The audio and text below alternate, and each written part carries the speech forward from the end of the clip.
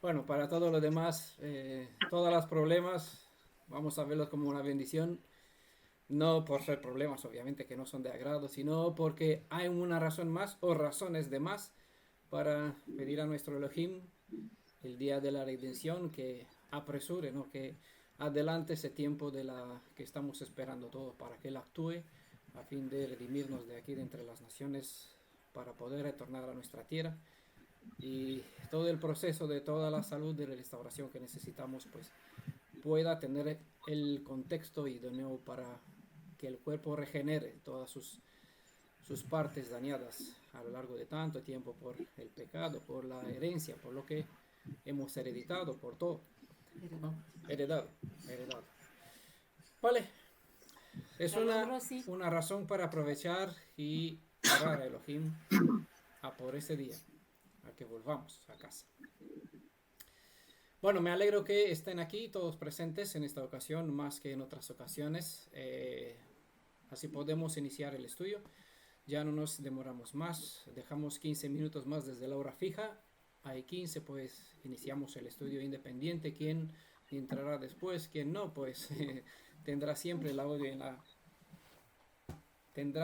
audio en la comunidad y en el canal de YouTube. Por cierto, me olvidé, ahora puse en marcha la grabación para que quede registrada en el grupo Miledentores Yeshua. Y el audio pues estará en mi canal de YouTube o en mi perfil de Facebook para los que quieren escuchar el estudio de hoy. Pues vamos a hacer alguna oración siempre, así nos encomendamos en las manos del Redentor de Israel para que su Espíritu nos guíe. No sé si alguno de ustedes quiere orar en el nombre de todos. No sé si el hermano Fernando levanta la mano, pues bien, agradecemos. Bueno. Bendito Avinu Malkeino, Yeshua Alefetah Boreolam. Bendito tu nombre sea por siempre y para siempre. Y a ti y a tu Padre, todo el esplendor, la cabot, por siempre. Amén. Venimos a ti en este día que tú marcaste, que tú indicaste, convocaste a tu pueblo, nosotros Israel, hoy en la dispersión. Y te damos gracias por ese sacrificio en el madero, por la obra de la redención de nosotros, tu pueblo, Israel. Gracias te damos por tu amor, por tu justicia, por tu bondad, por la misericordia, que siempre viene de tu mano para tu pueblo. Gracias por esta comunidad hebreo-israelita, por cada uno de los que estamos conociendo de ti aquí. Y gracias por tu siervo Daniel Uruaica, a quien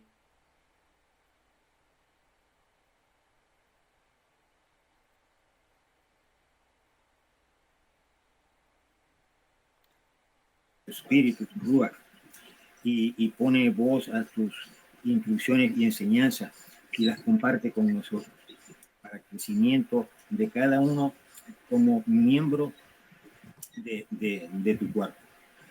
Gracias por el alimento espiritual que hoy recibiremos de parte de ti. Y que sea tu Ruach hablando a nuestro entendimiento para continuemos obrando según tu voluntad para nosotros, tu pueblo. Amén. Bueno, pues seguimos con el serie Profecías al Día. ¿En qué capítulo estamos? El libro de Oseas. ¿Qué capítulos estamos estudiando? Oseas 7, capítulo 3, seguimos. El capítulo 7. Y seguimos con el verso 3, ¿verdad? Porque en la parte anterior hemos hablado del verso 1 y el verso 2. Siempre es bueno que se tengan en cuenta para los que están escuchando este audio, por si acaso en el canal de YouTube, que tengan en cuenta los primeros dos versos anteriores que son una introducción y así continúa el capítulo en coherencia. ¿Vale? El título del capítulo hemos puesto aquí, consecuencia por ignorar a Adonai. Y recordamos que siempre estudiamos el pasado para aprender para nuestro presente y así cambiar, si fuera posible, siempre nuestro futuro, ¿vale? Bueno, aquí si Diana para el micrófono, pues bien, mejor. Vale, bueno. Continuamos entonces con el capítulo 7, verso 3 en adelante. Después de la muerte de Jeroboam II, pues hemos dicho que el reino de Israel, hemos presentado en la parte anterior 1, se convirtió en un caos total, un desorden, y eso estaba al orden del día. Siempre habían situaciones de problemas, conflictos, y como se presentó en el verso 1 y el 2, el ladrón entraba en la casa y fuera de la ciudad pues había alboroto, cada uno hacía lo que creía, las pandillas se ocupaba de robar y asesinar sin que nadie les moleste, y el rey pues que tenía que estar a cargo de mantener la disciplina y el orden en el pueblo, pues parece que se complacía en esto, porque igual si la cabeza está enferma, siempre hemos visto eso en las escrituras, todo el pueblo pues sufría por igual. O si el pueblo pues cometen transgresiones es porque los dirigentes los mal encaminan, ¿vale? No hay que culpar al pueblo a causa de los pecados del rey, ni al rey por los pecados del pueblo, porque a fin de cuentas vemos que cada uno dará, dará cuenta, ¿no?, de lo que están haciendo. La historia del pasado vimos que se aplicó una justicia a todo el nivel del pueblo. Entonces, como pueblo tenemos que aprender la lección que nos corresponde para el tiempo actual, y de la vida práctica, de las situaciones que pasaron, pues aprendemos a nivel individual para saber cómo mejorar. Si todos hacemos lo correcto dentro del pueblo, la fuerza se encuentra en la unidad, en el ejad. Entonces, hay fuerza en la unidad, y la fuerza de muchos puede cambiar los cursos de la historia incluso, ¿verdad? Bueno, como hemos dicho al final del capítulo 1, a continuación, es decir, empezando con el verso 3 en adelante, se describe qué tipos de hechos practicaban aquellos en cuyas vidas las falsas enseñanzas se convirtieron en costumbres y formas de vivir. Así que desde el verso 3 hasta el verso 7 hay una misma sección que trata un mismo asunto. El mensaje tiene una línea tiene la mira a los líderes del pueblo, ¿vale? La mira de la línea, o ¿cómo se dice? En atención, ¿no? A los líderes del pueblo. Por lo general, eso no significa que el mensaje no aplica a todo el pueblo, pero hay esta sección que trata un segmento, eso del verso 3 al verso 7, un segmento, una sección de versos que se dirigen específicamente al liderazgo del pueblo, ¿vale? Lo que se revela no está sujeto al tiempo. Por lo tanto, los dirigentes de hoy pueden encontrarse en la misma situación como los de los días del profeta Osea, ¿vale? Por eso llamamos esa serie Profecías al Día, porque no solo miramos qué pasó en el pasado, sino que miramos lo que pasó, porque no hay nada nuevo bajo el sol, dijo él en la sabiduría. A través de las instrucciones en las escrituras, Adonai nos enseñó que lo que pasó pasará, y lo que está sucediendo ya sucedió. Entonces, para entender el presente, estudiamos o volvemos en el pasado en nuestra historia a ver lo que sucedió, ver las consecuencias, el principio causa y efecto, y así aprendemos para nosotros que si mal andamos, pues mal vamos a cosechar. Si bien andamos, bendición vamos a tener, ¿verdad? Como persona, como el pueblo. Pues la actitud que no toma acción para enmendar el mal camino llevará a la destrucción completa a aquellos que no aprovechan el tiempo de la amonestación. El verso 7, vamos a llegar a él obviamente, describirá qué final tendrán todos aquellos que, como en el pasado, hoy cometen los mismos errores. Hoy vamos a seguir así de un tirón con todos los demás versos hasta el final del capítulo, para así poder avanzar, porque nos queda ya, estamos casi a la mitad estamos a la mitad, ¿no? La mitad del libro. Entonces, para avanzar, vamos a seguir de un tirón. El tiempo que va a llevar, pues no lo sé. Aquí ustedes pueden poner en pausa, se pueden retirar, yo seguiré. Ustedes pueden escuchar después en el canal de YouTube toda la presentación detenidamente, ¿vale? Yo voy a presentarlo ya de un tiro y así pasamos del capítulo 7 ya para el próximo Shabbat. Quizás si Adonai pues concede, no nos brinda otro tema, vamos a continuar con los demás capítulos. Verso 3, ¿vale? Con su maldad recrean, es decir, divierten al rey con sus mentiras a los príncipes. Culpa, maldad, robo, asesinato, etcétera, eran y son actos cometidos en el reino de Israel, ¿vale? Están en el pasado, están en el presente, usan la realidad pasada como metáfora para entender el presente, porque toda realidad está presentado con el sentido de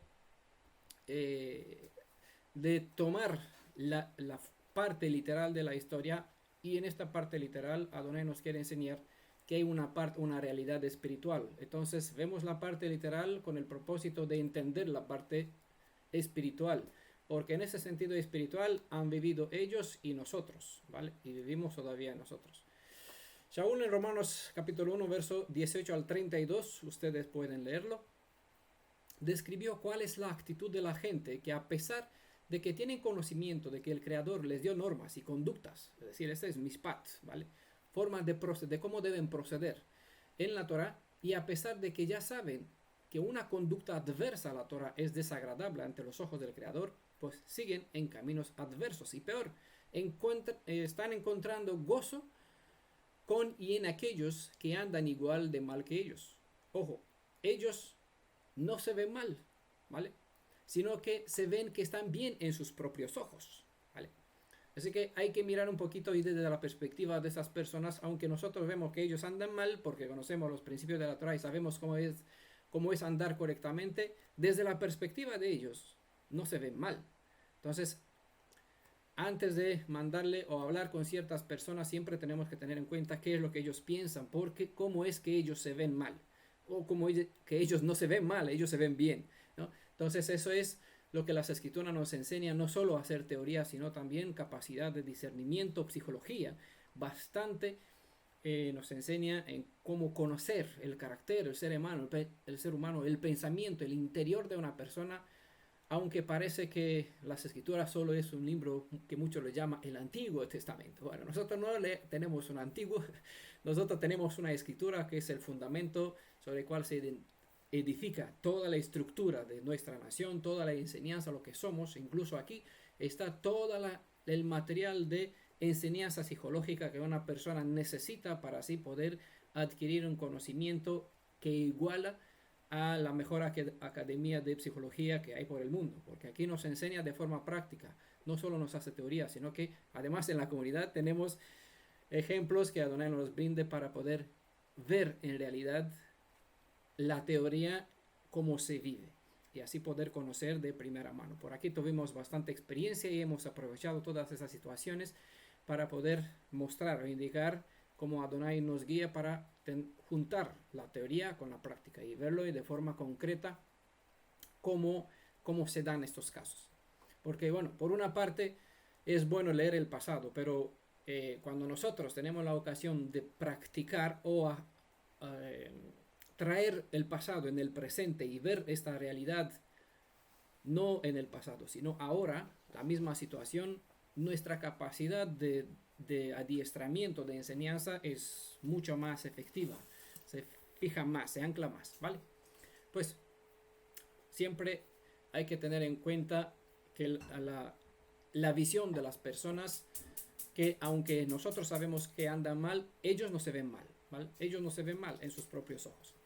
Los dirigentes de Israel, en vez de procurar frenar la decadencia moral en Israel, encontraban agrado en los que practicaban tales crímenes y robo. Con su maldad recrean al rey, eso es un segmento desde una perspectiva, y con sus mentiras a los príncipes, ¿vale?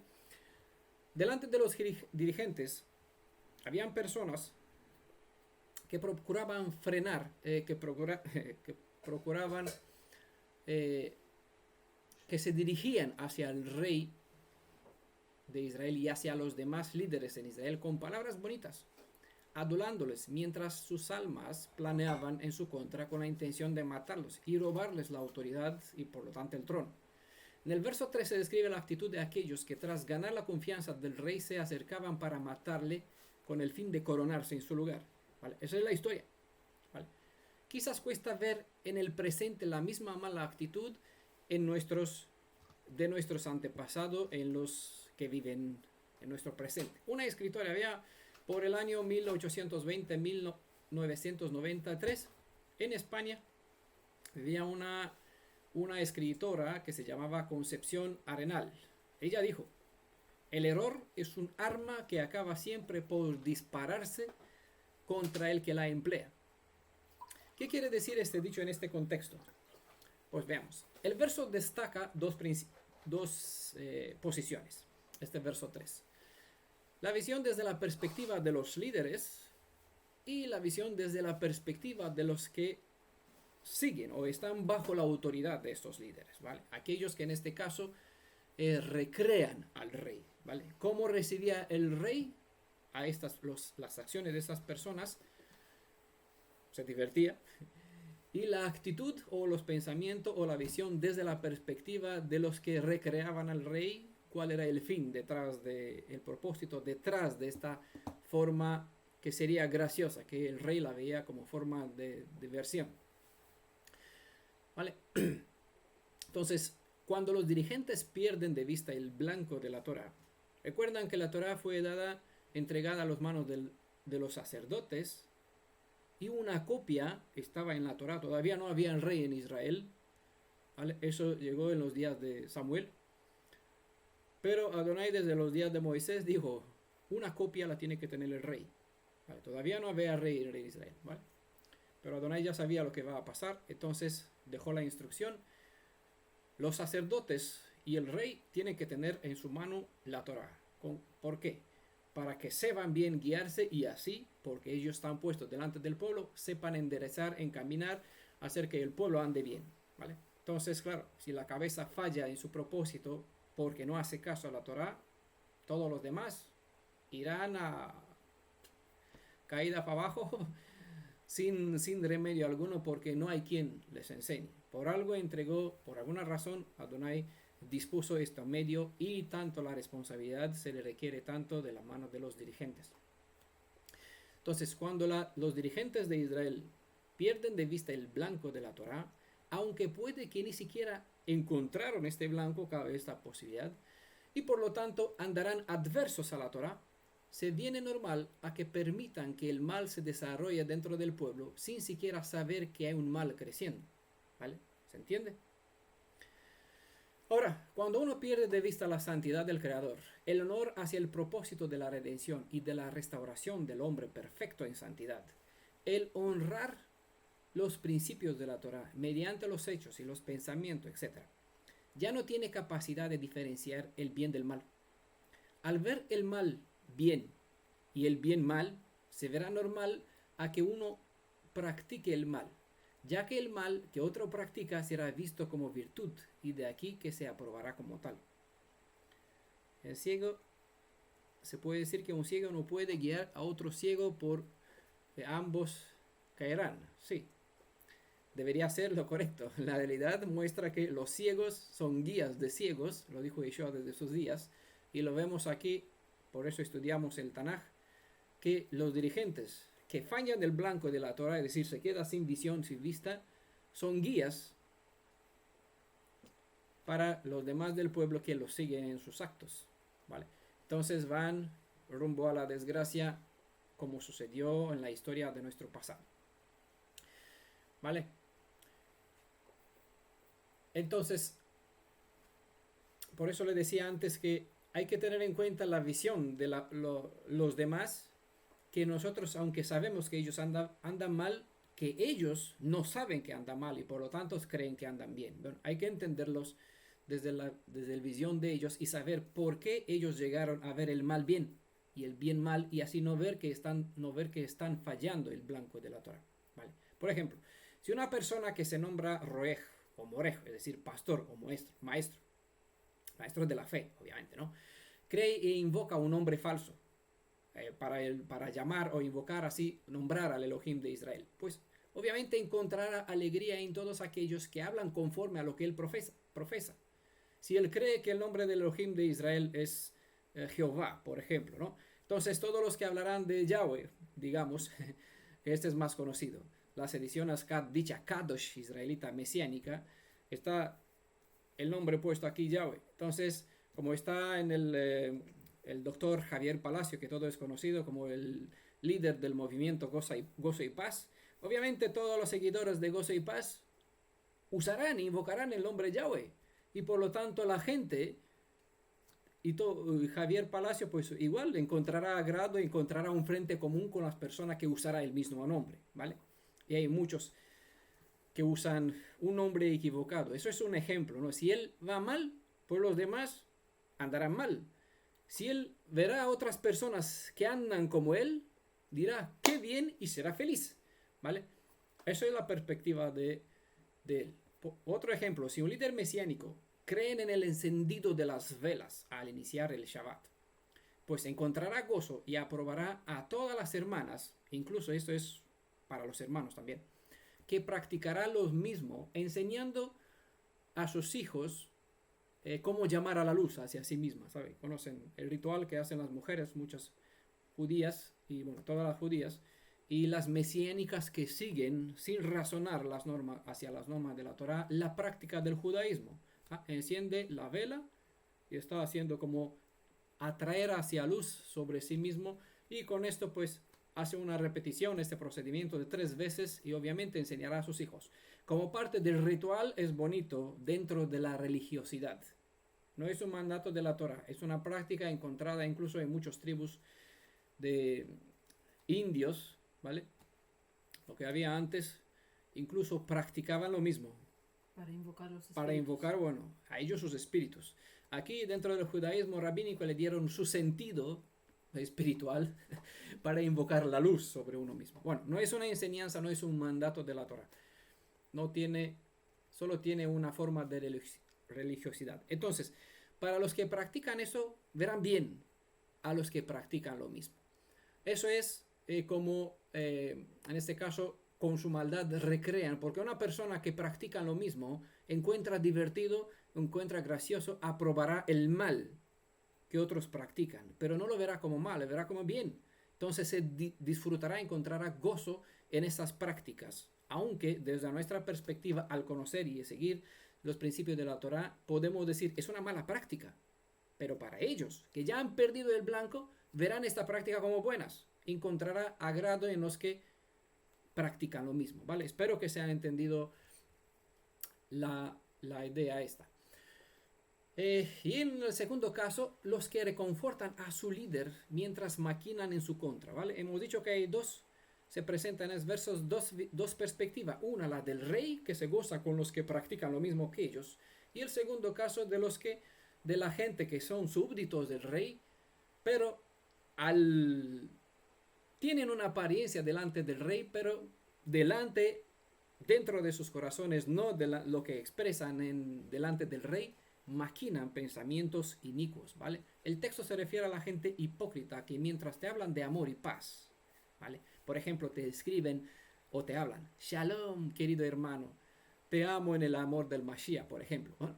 Mientras te muestra una actitud, es decir, te hablan así, te hablan con Shalom o presenta una actitud adversa, digamos que ha puesto una publicación en Facebook y una persona te empieza a comentar algo en contra y al final no solo que dejó este testimonio adverso a lo que tú estás diciendo sin probar, sin traer pruebas, sino a rematar acusando que tú presentaste algo mal, es decir, muestra una actitud adversa, pero termina que tenga shalom o que haya shalom, ¿vale?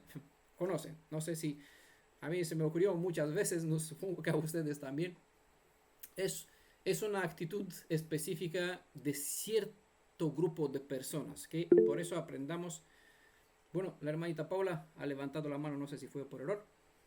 Si no fue por error, pues aquí continuamos. Hay personas que a pesar de que no están de acuerdo con lo que afirmas, no solo que no saben refutarte nada al respecto, y dejan evidente que ni siquiera saben respaldar lo que ellos creen, pero te escriben o te hablan que te aman en el amor del Mashiach y que te desean Shalom, ¿vale? Pero la Ahavá, que se suele traducir como amor, la palabra se traduce así, en el hebreo no es amor, es mucho más que amor, pero la palabra Ahavá del Mashiach, o el amor genuino de Yeshua del Mashiach, es fidelidad al pacto. Y cuando una persona no piensa ni acciona en conformidad con los principios de la alianza, no puede tener, es evidente que al no saber quién y cómo es el Mashiach, no puede tener un genuino amor para compartirlo contigo. El amor del Mashiach y en el Mashiach, cuando es compartido, lleva a la unidad en todos los sentidos espirituales. En la verdadera Ahavá no se puede haber ni se puede tolerar el desacuerdo, ¿vale? Que quede claro este principio. Shalom solo se puede tener cuando dos o más personas se han unido en un mismo espíritu y por lo tanto en una misma enseñanza. De lo contrario, solo es paz, como algo del mundo, algo fingido, ¿vale? No es Ahavá, no es Shalom, porque Shalom transmite mucho más que tener paz. En la parte histórica del contexto de nuestro verso, después de la muerte de Jeroboam, los atentados que sucedieron en masa. El verso puede que es una referencia que describe de una forma indirecta la conspiración de Selum contra el rey Zacarías, quien fue el hijo de Jeroboam II. ¿Vale? Luego este usurpador, Selum, solo un mes más tarde encontró la muerte por la mano de otro usurpador, Menahem. ¿Vale? Esa fue la parte histórica, pero no es tanto el propósito de ver la historia del pasado, entrar en los detalles de qué rey, cuándo, en qué año, sino tratar de sacar un principio de enseñanza o un fundamento de enseñanza para nosotros, ¿vale? Osea capítulo 7, verso 4. Todos ellos, adúlteros, declara aquí el texto, son como un horno ardiente que el panadero deja de atizar desde que amasa la pasta hasta que fermenta, ¿vale? Estoy leyendo de la edición Corona de Jerusalén. Todos los pueblos y dirigentes se consideran como adulterios no por practicar la prostitución, sino con el sentido de que al perder los buenos modales, han caído en actitudes y prácticas no aprobadas en la Torah. Dicho de otra forma, adúlteros es igual aquí con apóstata. Apóstata es una palabra que viene del griego. Apóstata significa colocarse fuera. Apo es fuera, statis es colocarse. Entonces, apóstata es colocarse fuera. En este caso, todo el pueblo se encontró colocado fuera de los parámetros de la Torah. Ese es el sentido de la expresión usada aquí como adúltero, ¿vale? En el sentido literal de un engaño entre dos personas. Entonces tiene que ver con un fallo, un desvío del pacto, de la alianza, donde hay una rotura, uno se sitúa fuera de las condiciones de la alianza. Entonces, al compartir cama con una otra persona que no es su esposo, su esposa, es un apóstata. Igual se puede presentar de esta forma, que está fuera de las condiciones del pacto, se coloca fuera, ¿vale? De una relación normal.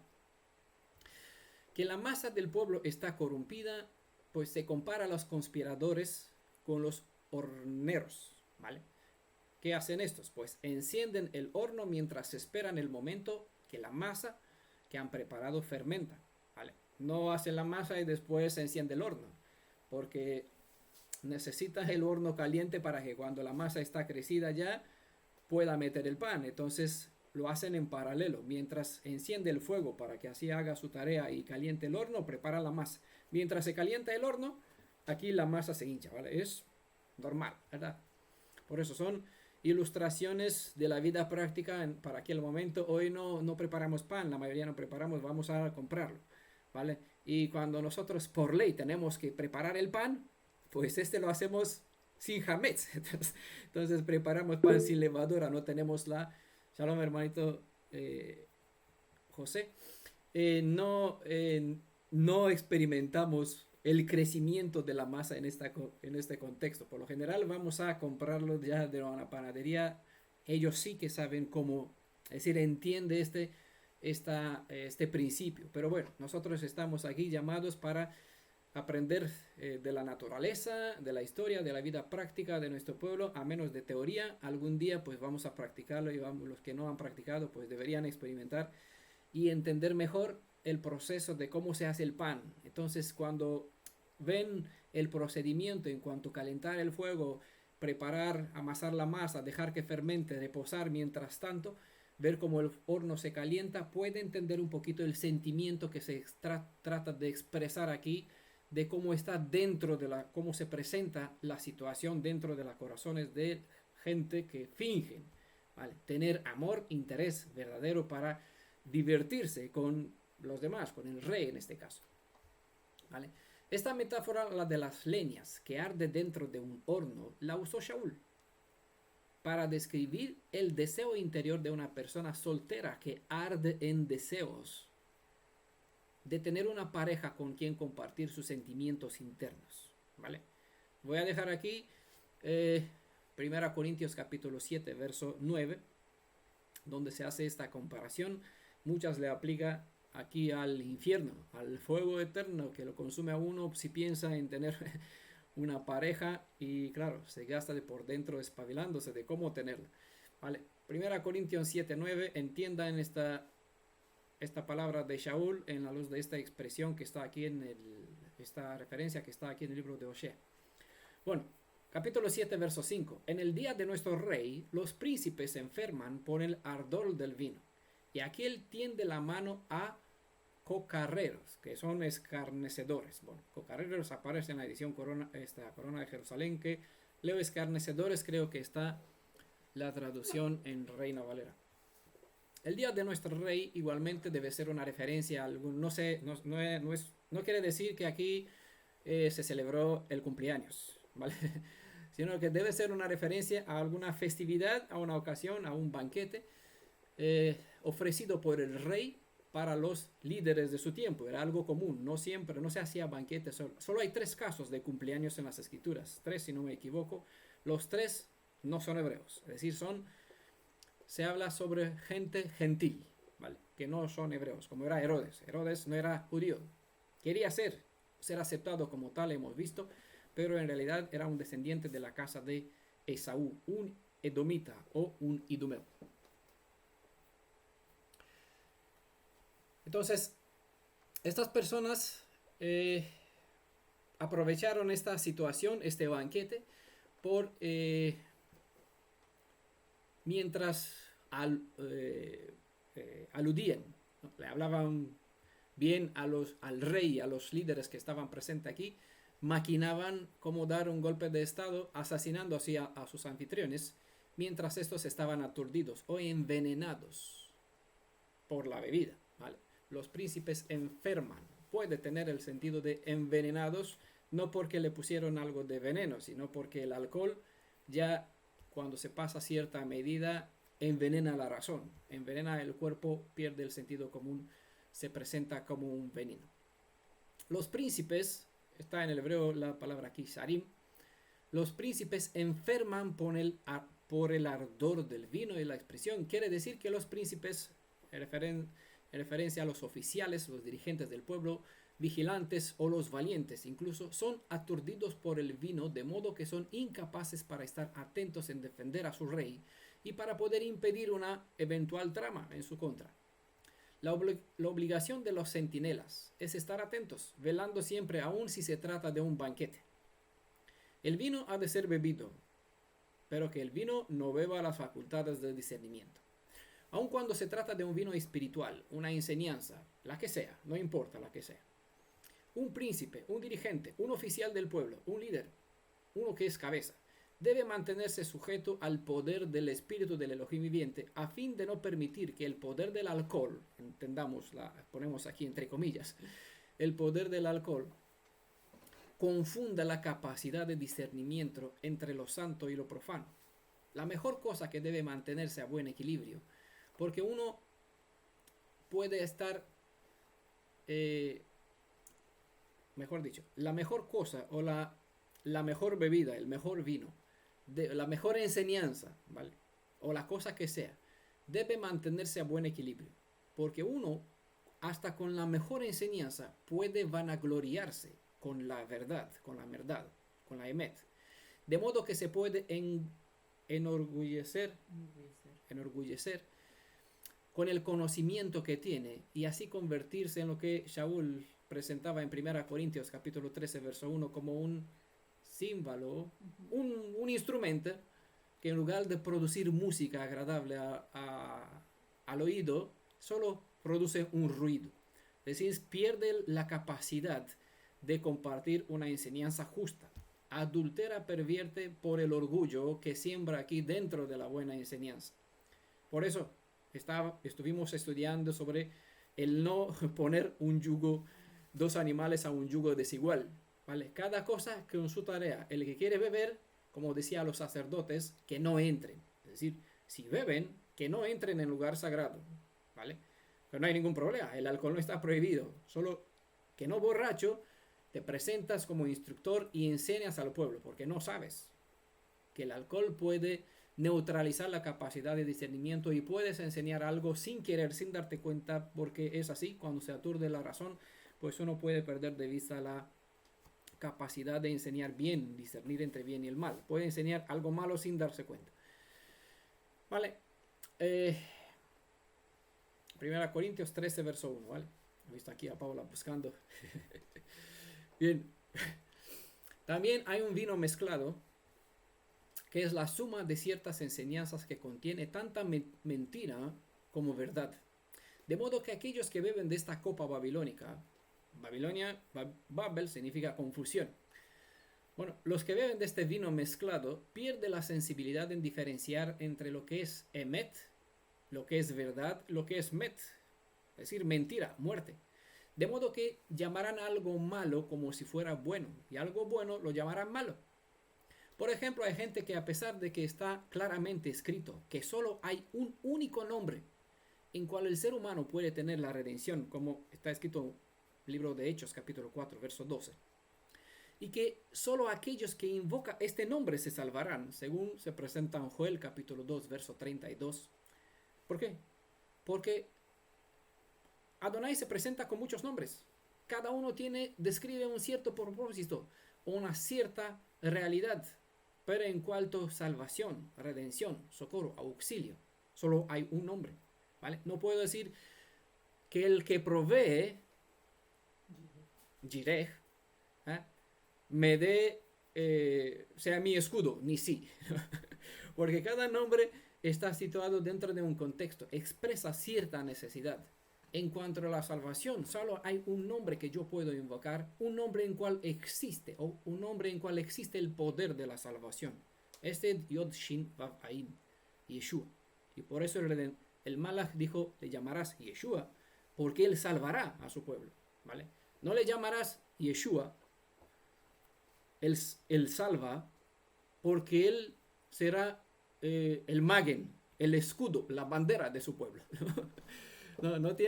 No es coherencia. Es como decir, le llamo a Daniel pintor cuando yo en realidad hago zapatos. Me llamará zapatero porque estoy haciendo zapatos. O llamará pintor porque sí estoy pintando, ¿no? Construyo edificios, ¿vale?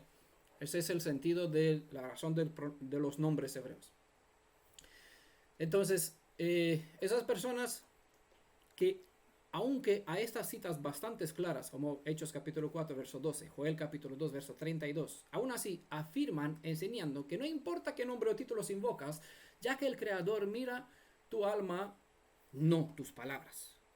Bueno, ¿será eso cierto? Sabemos que no es así. Él mira y las palabras, porque con tus palabras, dijo Yeshua, uno será condenado, ¿vale?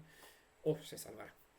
Con esto quieren decir que puedes usar el título que consideres y el nombre que creas que es igual con qué nombre y que es igual con qué nombre llamas. Bueno, sabemos que esto no es así, las escrituras no declaran así, pero la gente que aún saben lo que dicen las escrituras tiene la mente aturdida por una bebida espiritual, lo presenta o olvidan, pasa por alto toda buena enseñanza y te pueden decir, puedes llamar Yahshua, Yeshua, Yehoshua, no importa cómo le llames, Jesús es lo mismo, él conoce, no es así.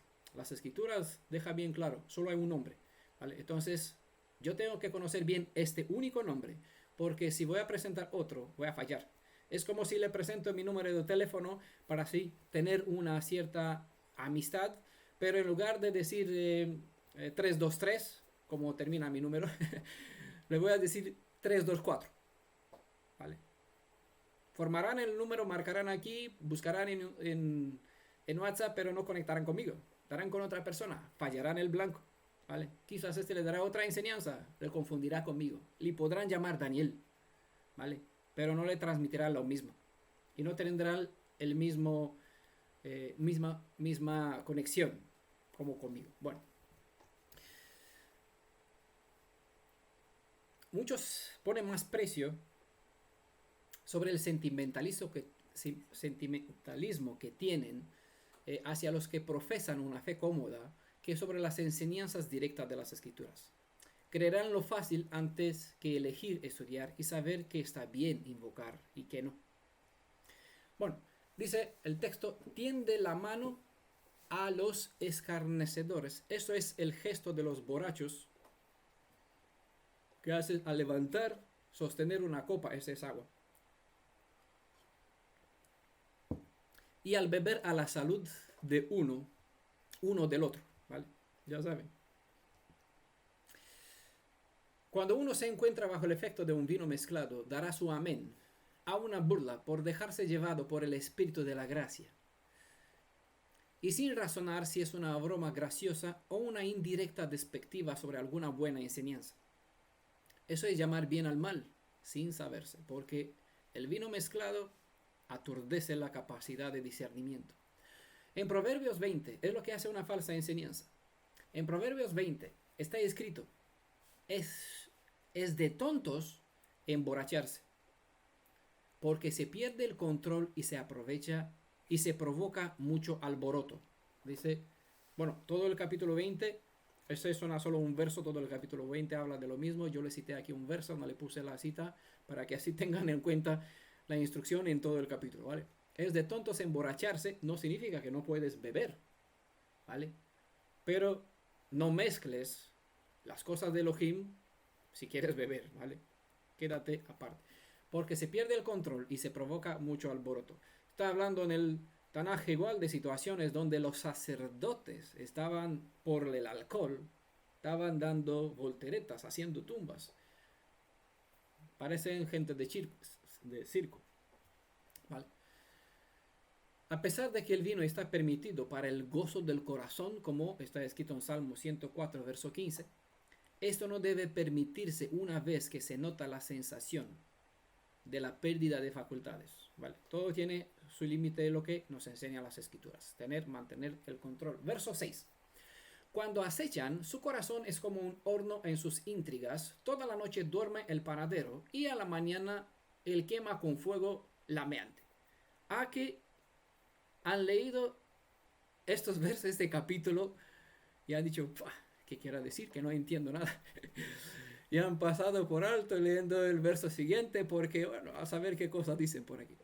Eso es claro cuando la gente, al no estar dentro del contexto de la situación de la historia cultural en cual vivía nuestro pueblo en el pasado, trata de, bueno, al no entenderlo paso por alto o en todo caso se pone a interpretar algo, lo que quiso decir, se inventan alguna interpretación por aquí. Bueno, cuando acechan, en el hebreo está la palabra karab, se refiere a acercarse, a estar tan próximo a algo o a alguien y hablar con él, hasta un tocar a un objeto, incluso a la persona, si hay una persona de por medio. Entonces, aquí se retoma la misma metáfora que se usó en el verso 4, ¿vale?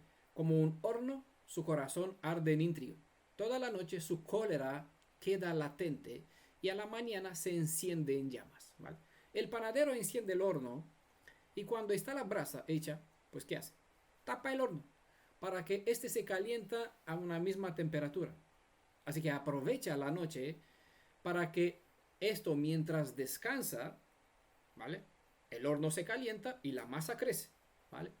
Por la mañana cuando destapa, pues claro, está aquí un calor tremendo dentro del horno. Listo, preparado. Es la comparación que se usa aquí con el corazón de estas personas. La idea es que de la misma forma, la gente hipócrita se divierte contigo en tu presencia, mientras los pensamientos negativos hacia tu persona o hacia tus credos particulares están bien ocultos en el horno del corazón, ¿vale? Donde se mantienen a ocultas como si no pasó nada, ¿vale? Descansa, está aquí como el panadero, duerme toda la noche tranquilo, pero el horno por dentro tapado hace su trabajo, ¿vale? Mientras se finge estar en un mismo ejad, una unidad, en disfruta aquí una baile, imagínase el contexto de la situación real donde el rey dio un banquete y la gente que trata en sus pensamientos de matar al rey para ocupar su cargo, su posición, gozo, diversión, baile, música. Así, la gente que finge estar en un mismo ejad se sigue macerando bien dentro de los corazones pensamientos contrarios, en lugar de soltarlos y arreglarlos, arreglar cualquier diferencia, como es debido, como enseña la Torah. Bueno, vamos a verlo. El verso 7. Todos están calientes como un horno y devoran a sus propios jueces. Todos sus reyes han caído y ninguno entre ellos clama a mí. Osea empleó el horno calentado por la brasa como metáfora para describir las pasiones políticas que había en Israel, que resultaron en 4 asesinatos de sus reyes a lo largo de 13 años. 3 reyes fueron asesinados solo durante la vida del profeta Oseas: Zacarías, Selum y Pecaya, ¿vale? Luego siguió Pecas. Toda esta historia está presentada en Segunda de Reyes capítulo 15, desde el verso 8 al verso 31. ¿Vale? Esos asesinatos en cadena a cual hizo aquí la referencia o hacia cual indicó el profeta. Cuando se celebró una fiesta en honor del rey, en la que no faltaban las alabanzas y adoraciones propias de las circunstancias, pues hervían furiosos en odio, tramando la ruina del rey. El profeta compara a las conspiradoras a los horneros que encienden el horno y preparan la masa, estando en la espera del momento oportuno para meter su masa en el horno, ¿vale? Asimismo, durante la noche del banquete, dejan de que fermenten aquí sus planes. Y cuando los príncipes y el rey están despreocupados, encendidos por el vino, entonces se echan sobre ellos asesinándolos. Eso fue la historia, eso sucedió. Así están las personas que no ajustan sus cuentas contigo de forma directa, al no tener en cuenta la instrucción de Yeshua. Para eso vean Mateo capítulo 5, verso 25 al 27. ¿Vale? Mientras te hablan bonito en la cara, te atacan cuando se dará el momento y hará frente común con algún nuevo adversario, que por aquí haces una publicación y de repente te encuentras con no sé qué hermanos y hermanas que ya no están a tu lado, pero mientras te habla bonito o siempre quedó bonito, te ves que se junta con una persona que obviamente está en tu contra, hace frente común con aquel con quien encuentran bien buenas o las mismas conexiones espirituales, ¿vale? ¿Te sorprende? Ningún entre ellos claman a mí, dice el texto. El pensamiento de Elohim de Israel es el siguiente: tal es la perversidad de ellos, en medio de todas estas calamidades, a nivel de todo el pueblo, que nadie buscó socorro de mi parte. Es el colmo flipante. Las evidencias revelaron que cuando la actitud de una persona se muestra con falta de disponibilidad en seguir las normas de la Torah, obrará en contra de la mejor intención que el Redentor puede tener para con él. Ante una disposición cerrada al propósito de la restauración, Adonai no puede obrar maravillas en dicha persona. Cuando una persona rehúsa humillarse ante una corrección del Elohim viviente, el castigo ya no cumple con el propósito de enderezar, como hemos visto en la parte 1 de este capítulo, y se convierte en un juicio de condena. Dijo Adonai en Isaías capítulo 9, verso 13, pero el pueblo no se convirtió al que lo castigaba, ni buscó a Adonai de los ejércitos. Esta es la triste historia. Y aquí estamos para aprender que lo que repiten los mismos hechos sufrirá las mismas consecuencias. Así que si Adonai nos corrige, no tenemos que seguir los malos caminos de nuestros padres. ¿Qué hicieron? Huyeron. ¿Vale? Tenemos que buscar a Adonai, aunque esto cuesta humillación. Pues más vale, como decía Yeshua, que entres en el reino sin un pie Es decir, sin tu ego, sin tu quien te crees, tu posición social, renombre, mejor que entras aquí como un siervo humilde que quedar fuera. Ante una actitud falta en hacer lo que es debido, proceder según las instrucciones de la Torah, el resultado es catastrófico. Cuando Adonai es obligado a ocultar su rostro a una persona, o un pueblo, o una nación, el poder del mal se hace absoluto, de modo que la situación de tal persona irá de mal en peor. Veamos cómo describía el profeta Isaías cuál fue el resultado de las acciones del pueblo de Israel. Acciones que obligó al Elohim viviente a apartarse de ellos. Dice Isaías 64, verso 7. Nadie hay que invoque tu nombre, que se despierte para apoyarse en ti. Por lo cual, ¿vale? Principio causa, efecto. ¿Qué produjo? Si no hay nadie que se afere a Elohim para buscar socorro, ¿qué sucede? Por lo cual, o como consecuencia, escondiste de nosotros tu rostro. Si nadie lo busca, pues se apartó. Y nos dejaste marchitar en poder de nuestras maldades. ¿Vale? Si no buscas a Elohim, lo obligas a quedarse aquí sin poder hacer nada, porque él no puede entrar para bendecir la vida de una persona que no quiere que él entre y que sea bendecido por él. Por lo tanto, ¿qué sucede? Al quedar él fuera de nuestros intereses, al dejarnos en nuestros propios intereses, ¿qué sucede? Pues como una flor la cortas aquí, de su raíz, como dijo Yeshua, apartados, quedaos en mi mano, porque aparte de eso, o fuera de mí, nada podéis hacer. Nos dejaste marchitar en poder de nuestras maldades. ¿Vale? Causa y efecto. Cuando alguien no se dispone a hacer lo que la Torah le indica hacer, para que le vaya bien, ¿vale? Eso dijo Adonai. Cúmplelo a Yehoshua, ¿no? Y a través de él, para todo el pueblo. Aférate a él, no te desvía ni a la izquierda ni a la derecha, para que te vaya bien, ¿vale? Eso es todo lo de la Torah. El propósito de ellos es para nuestro bien, no para que nos imponga ciertos reglamentos que nosotros tenemos que obedecer como esclavos, sino que fueron dadas como regalo para que nosotros nos vaya bien, como bendición. Pues cuando alguien no se dispone a hacer lo que la Torah le indica hacer para que le vaya bien, la acción contraria convertirá a tal persona en un Satán. Satán es adversario, ¿vale? No Satanás, ¿vale? Satán es una palabra hebrea que significa estar en contra, adversario. Adversario al Redentor viviente, ¿vale? Imagínense. Esa es la realidad de una persona que al no hacer lo que Adonai le dice hacer para que le vaya bien, al hacer en contra, no se sitúa solo en contra de la Torah, porque al estar en contra de la Torah es situarse en contra del Elohim, que Dios nos dio la Torah, ¿vale? Entonces uno se pone como adversario al mismo Redentor viviente, a quien dice amar, pero al no hacer su voluntad, se sitúa fuera de la conexión, intimidad con él, y por lo tanto él dirá, no te conozco, transgresor de la Torah, no tuviste intimidad conmigo. Es decir, uno hizo lo adverso, lo en contra de las enseñanzas de la Torah, y por lo tanto se situó en contra de Elohim, no logró tener esta intimidad con él, porque tener intimidad con él es estar unido a los preceptos de la Torah, de forma que la Torah los justifica, los santifica al mismo tiempo.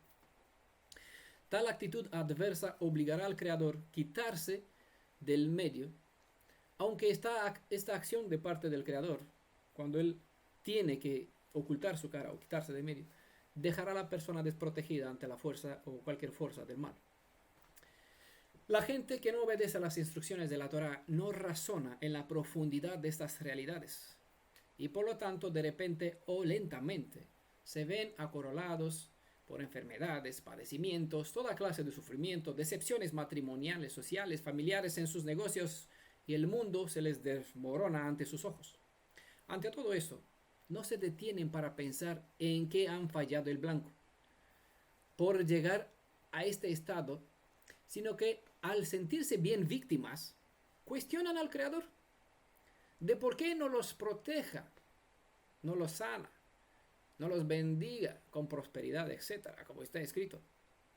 Obviamente que tales personas no piensan rebelarse en contra del Creador, pero con estas actitudes, aunque ignorante, es lo que hacen, se rebelan. En este texto, fallar el blanco es igual a faltar en obediencia a la Torah. Torah es dar al blanco, como sabemos. Tenemos un buen estudio. Torah, la flecha que apunta al blanco. Por contrario, pecar es fallar este blanco. ¿Vale? Está escrito ya hace tiempo que aquel que siembra viento cosechará una tormenta como fruto. Como vamos a verlo en el capítulo siguiente, esta cita, pues por eso no lo he citado. En el mismo capítulo, el siguiente, el capítulo 8 de este mismo libro, esta realidad causa-efecto está mejor ilustrada en el libro de Job, ¿vale? Aquí igual un capítulo, el capítulo 15, que igual presenta todo el principio del que siembra viento, cosecha tormenta. Si uno actúa en contra de la Torah, en contra de Elohim, no puede esperar tener como buenos resultados, bendiciones en su vida. Libro de Osea, capítulo 7, verso 8. Efraín se mezcla con los pueblos. Efraín es una torta a la que no se ha dado vuelta. Efraín se mezcla mediante conexiones con la gente idólatra y por adoptar de sus prácticas idólatras. Una vez más, vemos el principio causa-efecto como está escrito sobre Israel. Está en el Salmo 106, verso 34 a 36, dice: Adonai le dio un mandato, un encargo al pueblo de Israel cuando entrarán en Canaán. Les ordenó destruir. Había 9 naciones que tenían que borrarlo de la faz de la tierra. Pero eso espero, porque no hicieron lo que tenían que hacer. No destruyeron, es el Salmo 106, verso 34 al 36. No destruyeron a los pueblos que Adonai había ordenado destruir. Por el contrario, se mezclaron con los paganos y aprendieron sus costumbres, cosa que mandó Adonai: no entregues a tus hijos a ellos, porque si los entregues, o a tus hijas, en matrimonio, practicarán o llegarán a practicar lo mismo que en ellos. Entonces sacrificarás a los Baales a tus hijos. Es igual.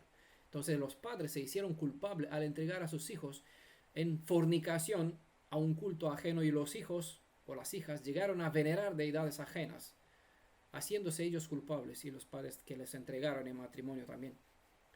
Por contrario, no mezclaron, se mezclaron con los paganos y aprendieron sus costumbres. Adoraron ídolos paganos, los cuales fueron causa de su ruina. ¿Vale? Principio causa-efecto. Siempre está así.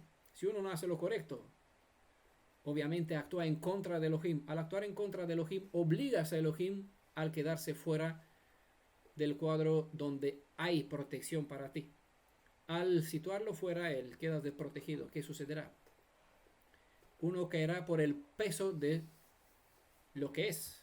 Cuanto más conocimiento, más juicio, los cuales fueron causa de su ruina. Llevó al pueblo a la destrucción. Las palabras de que Israel se mezcla con los pueblos puede que es una referencia al pago de Menahem. Menahem hizo un pago dio un tributo a Pul para así asegurarse el trono usurpado a un gentil.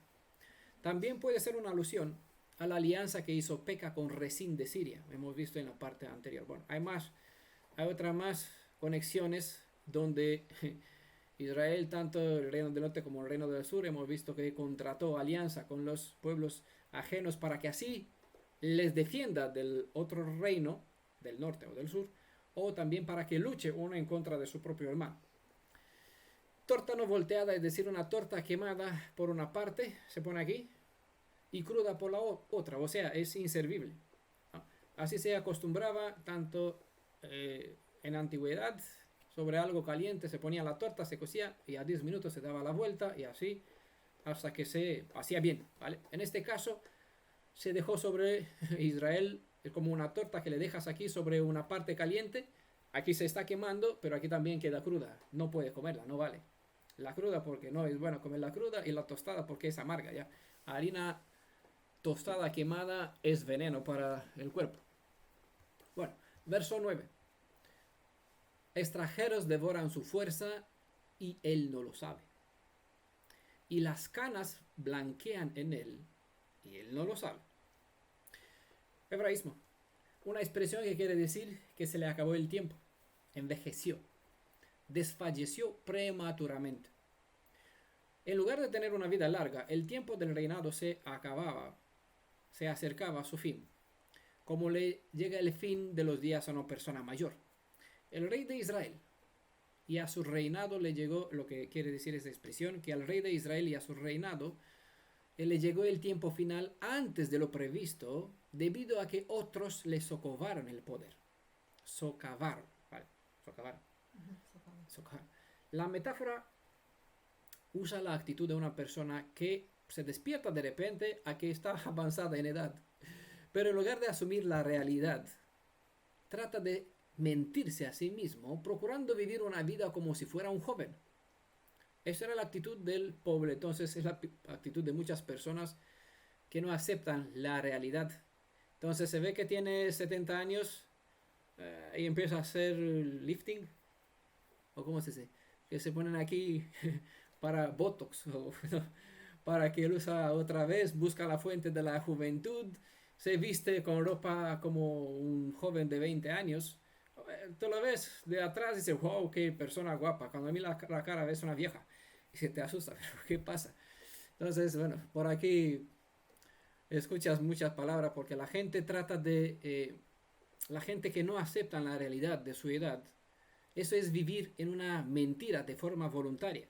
¿Vale? Se miente a sí mismo y trata de engañar a otros hasta que les ves la cara o sabe qué edad. Hay gente que sí, tiene una edad bastante avanzada, pero no se nota en su rostro, ¿vale? Porque se cuida. Pero bueno, entendamos, ¿no? de qué se trata. Es como cuando, aún saber que Adonai espera que primero ajustes las cuentas con tus hermanos hacia quienes tienen un pensamiento no sano, y luego presentarte delante de él para celebrar lo que él te manda. Pues tú ignoras la realidad que debes vivir eligiendo actuar como a ti te parece mejor. Esa es una forma de hipocresía. Saben que Adonai dice que no baje el sol sobre tu enojo. Y si tienes un problema con tu hermano o con tu hermana, bueno, con quien sea, pues tienes, antes de entrar en el Shabbat, antes de entrar en una festividad, una convocación sagrada, pues debes arreglar las cuentas con Elohim. No tienes que esperar el Yom HaKippurim para que pidas perdón, ¿vale? Porque el perdón se tiene que pedir antes. Hay 360 días cuando uno tiene que arreglar su cuenta con todos sus hermanos, no en el día de Yom HaKippurim, cuando muchos acostumbran, ves por sus redes en Facebook, perdónenme hermano porque si acaso hice algo. Bueno, tú sabes, si hay algo, hazlo. Bueno, no es lo mismo cuando tú sabes que estás correcto, no hiciste nada malo por si acaso, ¿vale? Que sin querer, como decía aquí, donde está Gamaliel, ¿no?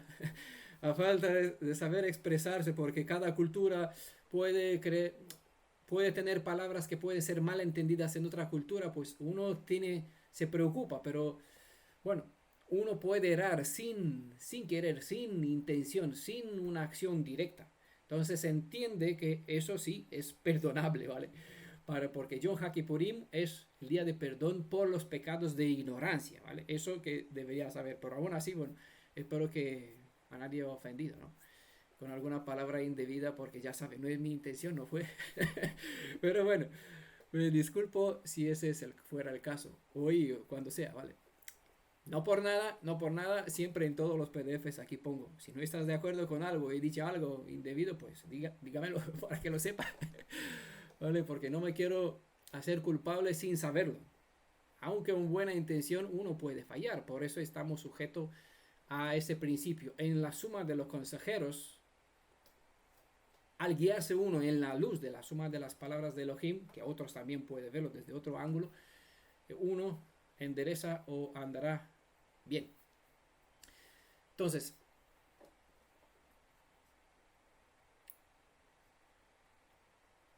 eso es lo que el testigo fiel declaró sobre un estado llamado en Apocalipsis, el último libro de la Biblia, la Odisea. Es decir, un estado que es caliente. Templado. Templado, Templado, no caliente. ¿Qué es templado? No es ferviente, no tiene una fe ferviente de fidelidad hacia los principios de la Torá, no es ni frío, es decir, lejano de toda buena conducta. Esta actitud templada lleva la conciencia a una muerte súbita, de tal grado que la persona ya no sabe que está en compromiso y adulterio, un estado templadito de fe que para nada es agradable. Es lo que dice, si lean bien en Apocalipsis capítulo 3, del verso al 14 al 22, aquí resalta una palabra, y no sabes qué. Pues te falta tres cosas que faltan, ¿vale? Y no sabes.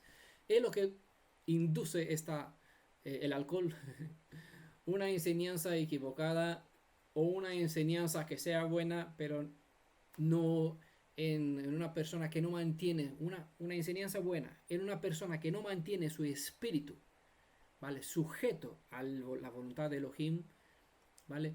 Por la costumbre de un mal carácter, de una mala educación, puede usar mal o dar un mal sentido a una buena enseñanza.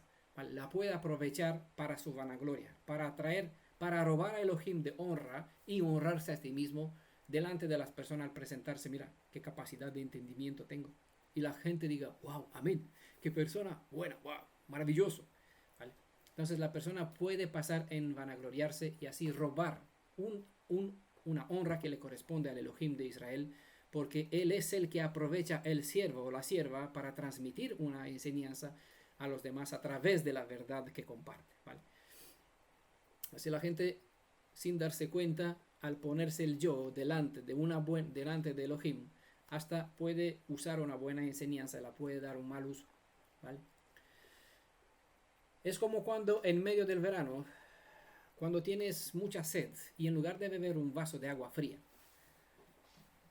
una persona te sirve un vaso de agua templada, medio caliente. Para nada es agradable, ¿vale? Oseas capítulo 7, verso 10 dice, el orgullo de Israel testifica contra él, pero no se vuelven a Adonai su Elohim. Con todo eso, no le buscan. Este verso se repite y es el verso que hemos explicado en Oseas capítulo 5, verso 5. Así que no le voy a dar mucha explicación. Es el mismo verso del Oseas capítulo 5, verso 5. La explicación ya fue dada entonces.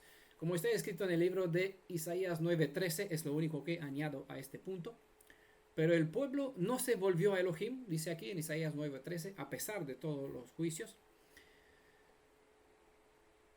que lo castigaba, no buscó a Adonai Todopoderoso.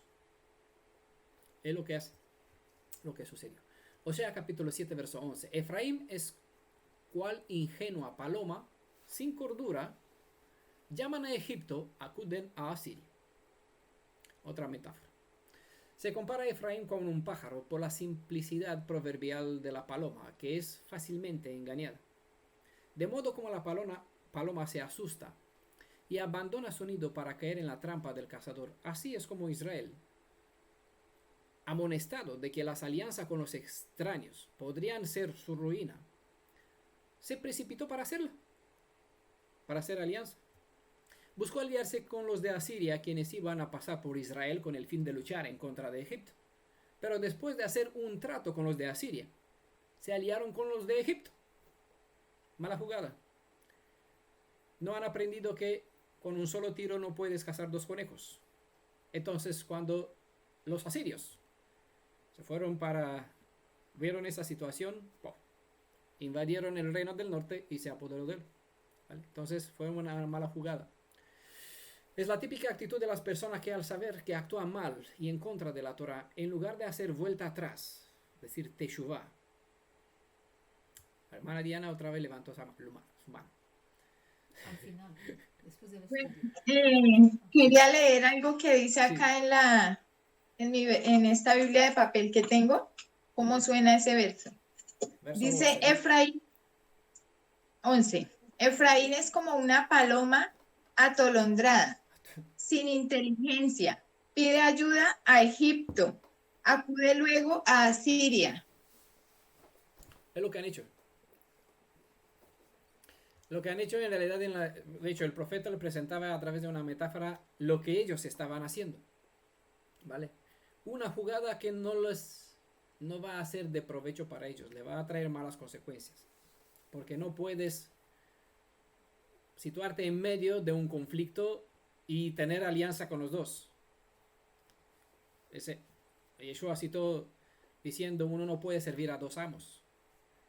Y el que se hace amigo del mundo se convierte en enemigo de Elohim. Es el mismo principio. Es la enseñanza que se mostró en el pasado, ¿vale? Aquí la vemos, la misma enseñanza de Yeshua. Si eres amigo con el mundo, eres enemigo de Elohim. Si te haces amigo de Elohim, obviamente, serás enemigo del mundo. Entonces el mundo te vendrá encima. Pero el que quiere salvar su vida para estar bien con el mundo, la perderá, ¿vale?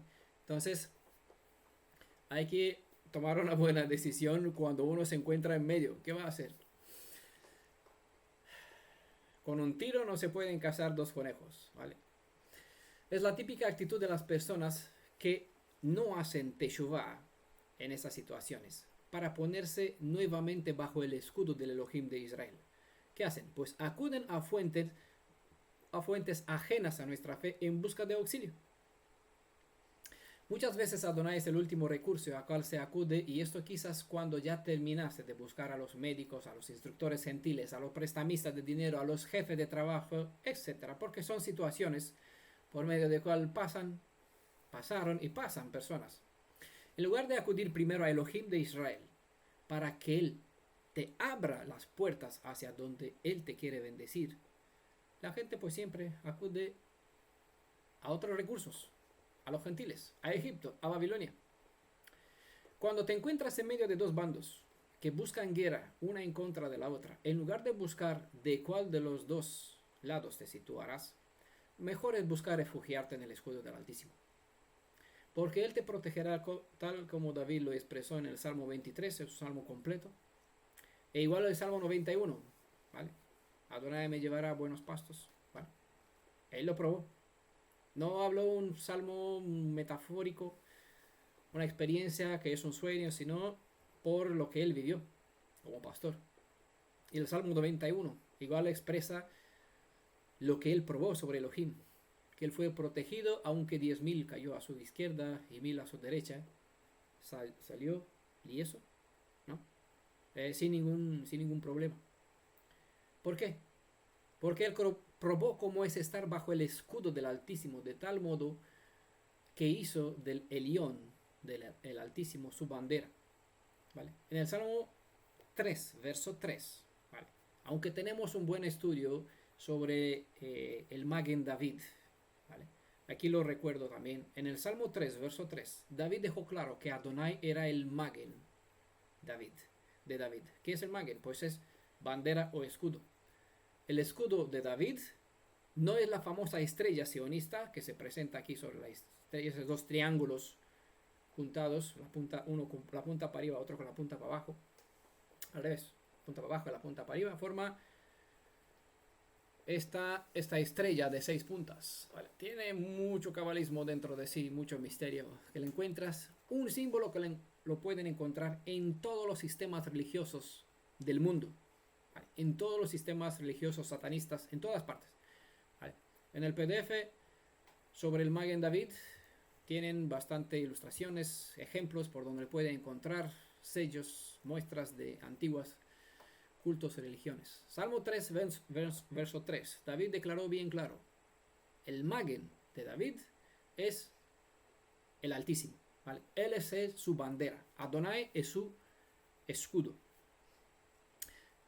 Osea capítulo 7, verso 12. Donde quiera que vayan, yo echaré mi red sobre ellos. Como aves del cielo los haré caer y los visitaré por su maldad. Es decir, da igual que vas a Egipto, que vas a Babilonia, que vas a Siria, donde sea. Hallarás el blanco. ¿Por qué? Pues Israel pensó que podría cambiar la corrección y así escapar de los juicios anunciados de parte del Elohim viviente al correr hacia otras naciones. Y por eso Adonai les dice, tendré sobre ustedes mi red, o extenderé, ¿vale?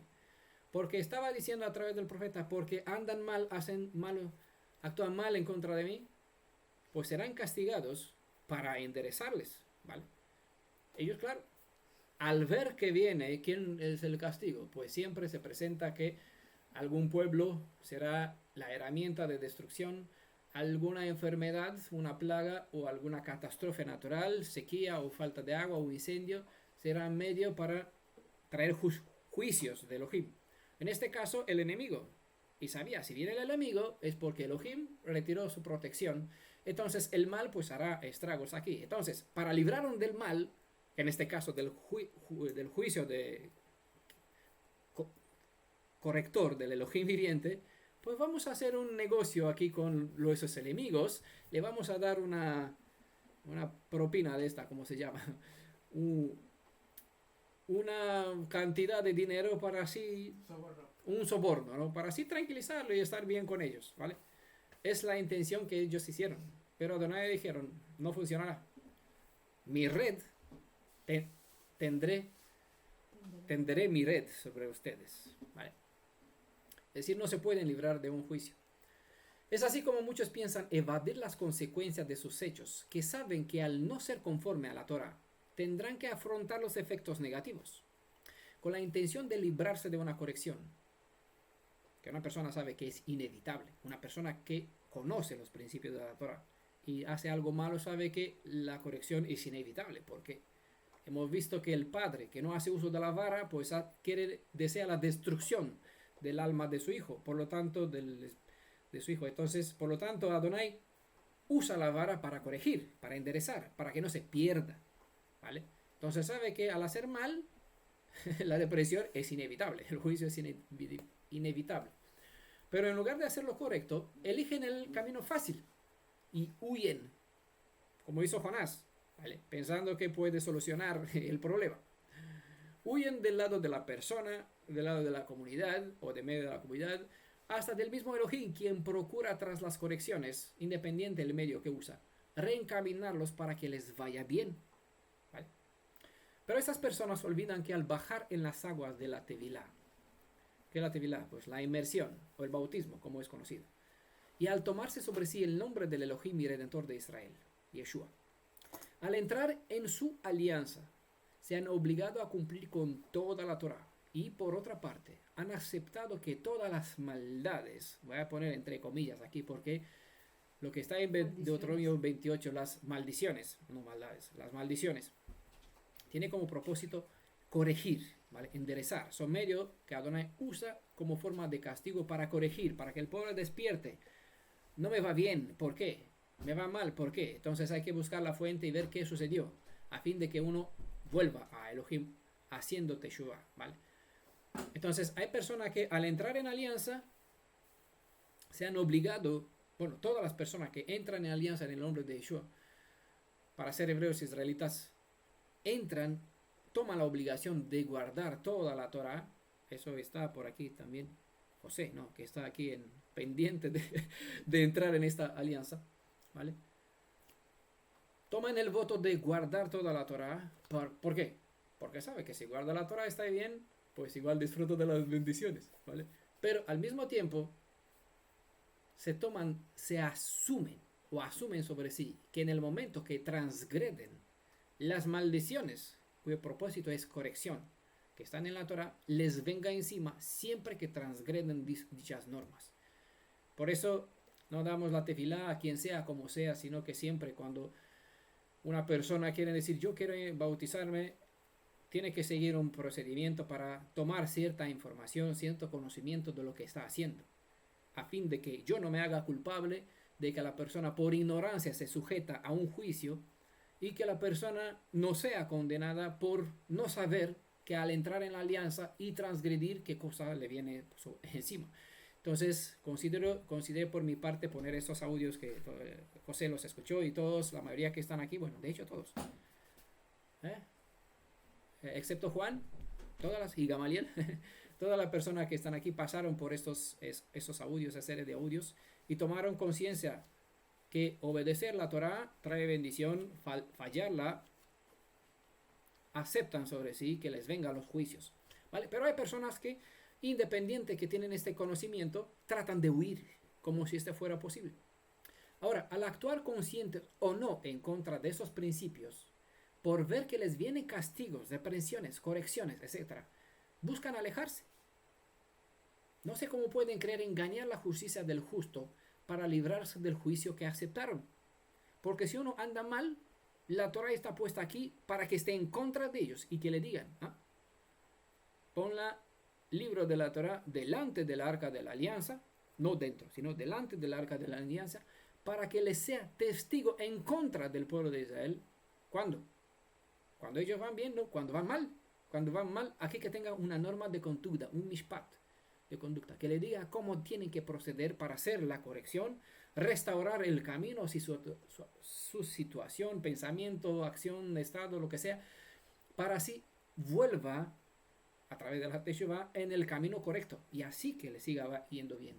Porque si no, se tiene que hacer uso de la vara de la corrección para como un medio que no debería ser necesario, pero bueno, llega a ser útil cuando no queda más, cuando la terquedad de la mente humana no accede a hacer lo correcto porque es normal, tiene una barra de corrección, aunque le duela en su carne, en su yo, en lo que sea, para así salvarlas de la destrucción. En el caso extremo que ni esto funciona, uno cosechará el fruto de las desgracias en cual eligió permanecer y por ende, pues, tendrá que verlo en el día de juicio con la destrucción total del cuerpo y de su alma, de su espíritu.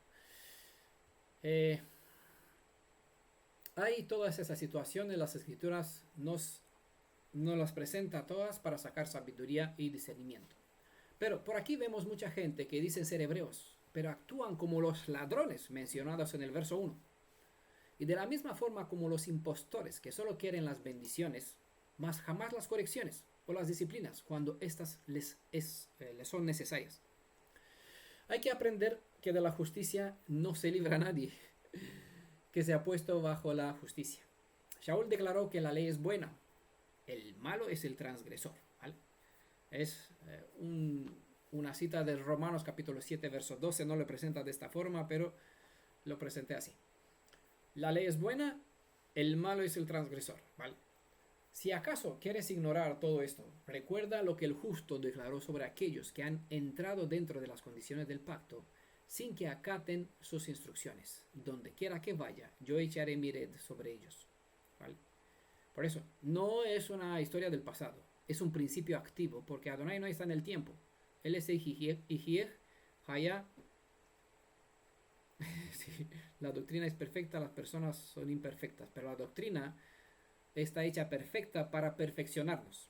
Si nosotros le hacemos caso, nos encaminamos en la luz de ella, ¿vale? ¿Qué decía?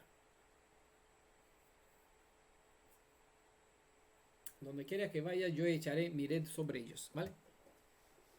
El texto hebreo que es usado aquí en el capítulo 7, verso 12, dice, los haré caer y los visitaré por su maldad. Aquí en esa edición, Corona de Jerusalén. En el hebreo está, el texto hebreo usa aquí el término yazar, que tiene que ver con la disciplina, la corrección y no con la destrucción. El texto de los visitaré es mejor comprendido si lo leemos en la luz de Proverbios, capítulo 19, verso 18, donde también se hace uso del mismo término yazar. Y dice, aquí aparece como corrige, ¿vale? Aquí en el texto, en Corona de Jerusalén dice visitaré, pero bueno, en Proverbios 19, verso 18, empieza con yazar, que aquí se traduce con corrige a tu hijo mientras aún puede ser corregido, traduce en Corona de Jerusalén. El texto correcto es mientras aún hay esperanza, ¿vale? Porque en hebreo está la palabra tikva, ¿vale? Corrige a tu hijo mientras puede ser corregido, en el sentido que aún está disponible, dispuesto para eso, porque llega un momento cuando se le endurece el cerviz, el cuello, y ya no quiere hacer caso a la instrucción. Entonces ya cualquier instrucción que le puedes dar a una persona, como a Faraón, ya no da al blanco, fallará y es un desperdicio, se convierte en tirar perlas a un cerdo, lastimosamente, ¿vale? Corrige a tu hijo mientras aún hay esperanza para que él pueda cambiar su camino, pero no vayas a matarlo a causa del castigo, ¿vale? Entonces el castigo siempre está bienvenido cuando se usa con el fin de corregir, de enderezar, mientras hay esperanza, ¿vale? Cuando no hay más esperanza, ningún castigo tiene más propósito, ¿vale? Como pueden apreciar, aquí tenemos la acción de la Gevorah, sobre la cual hemos estudiado, y la bendición de la Gesed, ¿vale? Que hemos visto en el mismo estudio. Mientras se emplee la corrección de la justicia, y esta siempre tiene que estar sujeta a los preceptos legales del din, del juicio, del buen juicio, de la Torah. También se revela la intervención de la misericordia y la compasión que procura redimir la vida del transgresor, a fin de que ésta viva. El texto descubre el carácter de mi Elohim. Ese es un título de un PDF, donde la misericordia y la justicia van de mano, según se cita en el Salmo 85, verso 10, y también en el Salmo 89, verso 14. ¿Vale? Dos citas que van pareja, van de mano. La expresión los visitaré por su maldad tiene como correcta traducción los corregiré de modo como ya fue avisada ante toda la congregación de la casa de Efraín, ¿vale? Este veredicto de que se les castigará en conformidad con la gravedad de lo que se les reveló que hacen, es un principio que Yeshua lo citó también en Lucas capítulo 12, verso 49, ¿vale? En los capítulos anteriores hemos visto ciertos errores, y Adonai por esos errores le presentó, mira, si vas a seguir así, vas a tener que afrontar cierta corrección para así enderezarte. Entonces Adonai dijo desde antes lo que va a ocurrir para que cuando llegue en este momento lo recuerdan. Es decir, si no tienen en cuenta las advertencias, como hemos visto dados a la casa de Judá, ¿vale? Hemos visto capítulos anteriores.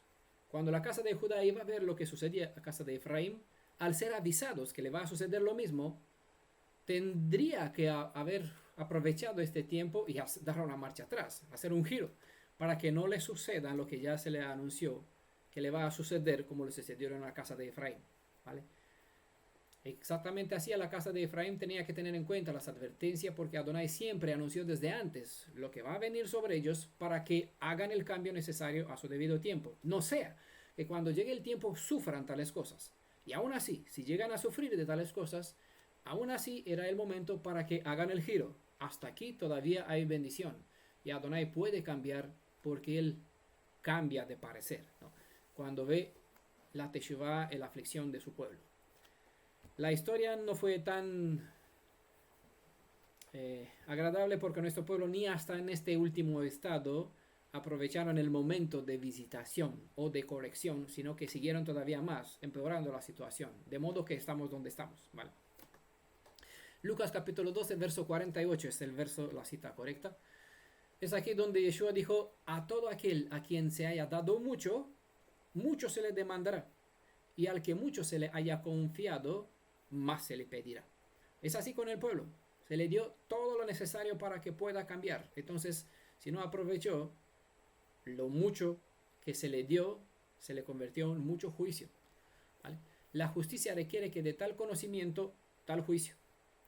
Nadie será juzgado en base a lo que no ha conocido, sino que en base a lo que conoció.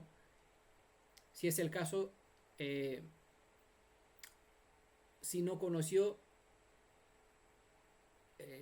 será juzgado en base a lo que se le brindó conocer, pero rehusó conocer. No sé si se me entiende. Uno será juzgado por lo que conoce, ¿vale? Pero igual uno será juzgado en el caso que se le brindó cierto conocimiento y rehusó aprovechar para conocerlo, ¿vale? Entonces hay juicio por lo que se conoce y por lo que se podría conocer y no se quiso aprovechar para conocerlo, ¿vale? Verso 13 dice, hay de ellos que de mí se han alejado, ruina sobre ellos por haberse rebelado contra mí, yo los rescaté, pero ellos dicen contra mí mentiras. Se alejan de mí. Resaltamos aquí una primera expresión. Es una expresión que vuelve a la metáfora del nido que abandona una paloma asustada. El nido es mantenerse cerca del Elohim viviente. La paloma asustada es Efraín. Expresiones como unido Yahvé es usada también en Proverbios 27, verso 8, Isaías capítulo 16, verso 2. Otra palabra que vamos a rescatar de este verso es los rescaté. Tiene el sentido de los libré. Es una referencia a la liberación o la redención de la esclavitud de Egipto como de otros enemigos.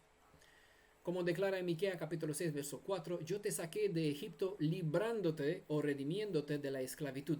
La alusión era y es una invitación a recordar quién es el Redentor de Israel para que recuerden que de la misma forma como libró en el pasado, Él que es el mismo ayer y hoy, también puede librarnos de cualquier enemigo, sea este interno o externo a nosotros mismos. Ellos dicen mentira contra mí. Probablemente es una alusión al arrepentimiento poco sincero. No vamos a hablar mucho sobre esto porque ya lo hemos presentado en el capítulo anterior, en el capítulo 6, ¿vale? Un arrepentimiento poco sincero de parte de Israel, ¿vale? Fingido. En realidad no volvieron de todo corazón al Elohim de Israel, solo buscó por intereses. El capítulo anterior hemos hablado sobre esto. Verso 14, y no claman a mí de corazón cuando gimen en sus lechos, por el trigo y el mosto se hacen incisiones, se rebelan contra mí. No claman a mí, porque les falta la sensatez, tal como se ilustra en Job capítulo 35. Ustedes lean aquí también desde el verso 9 al verso 10. Dice, a causa de la multitud de las violencias claman y se lamentan por el poderío de los grandes. Y ninguno dice, ¿dónde está Elohim mi hacedor? Que da cántico en la noche. ¿Vale? Por igual puede ser que clamaban, pero como los profetas de Baal, oraban a una deidad que no es Elohim viviente, sino un mero mito deificado. Una actitud semejante a la mayoría de los creyentes, quien invoca toda clase de nombres de deidades, ídolos, mitos deificados, Elohim inventados, etc. Y si en verdad claman al Elohim viviente, no lo hacen de todo corazón, sino solo por la necesidad, acudiendo a Adonai como si él fuera una llave maestra, una cuenta de seguridad en caso de necesidad.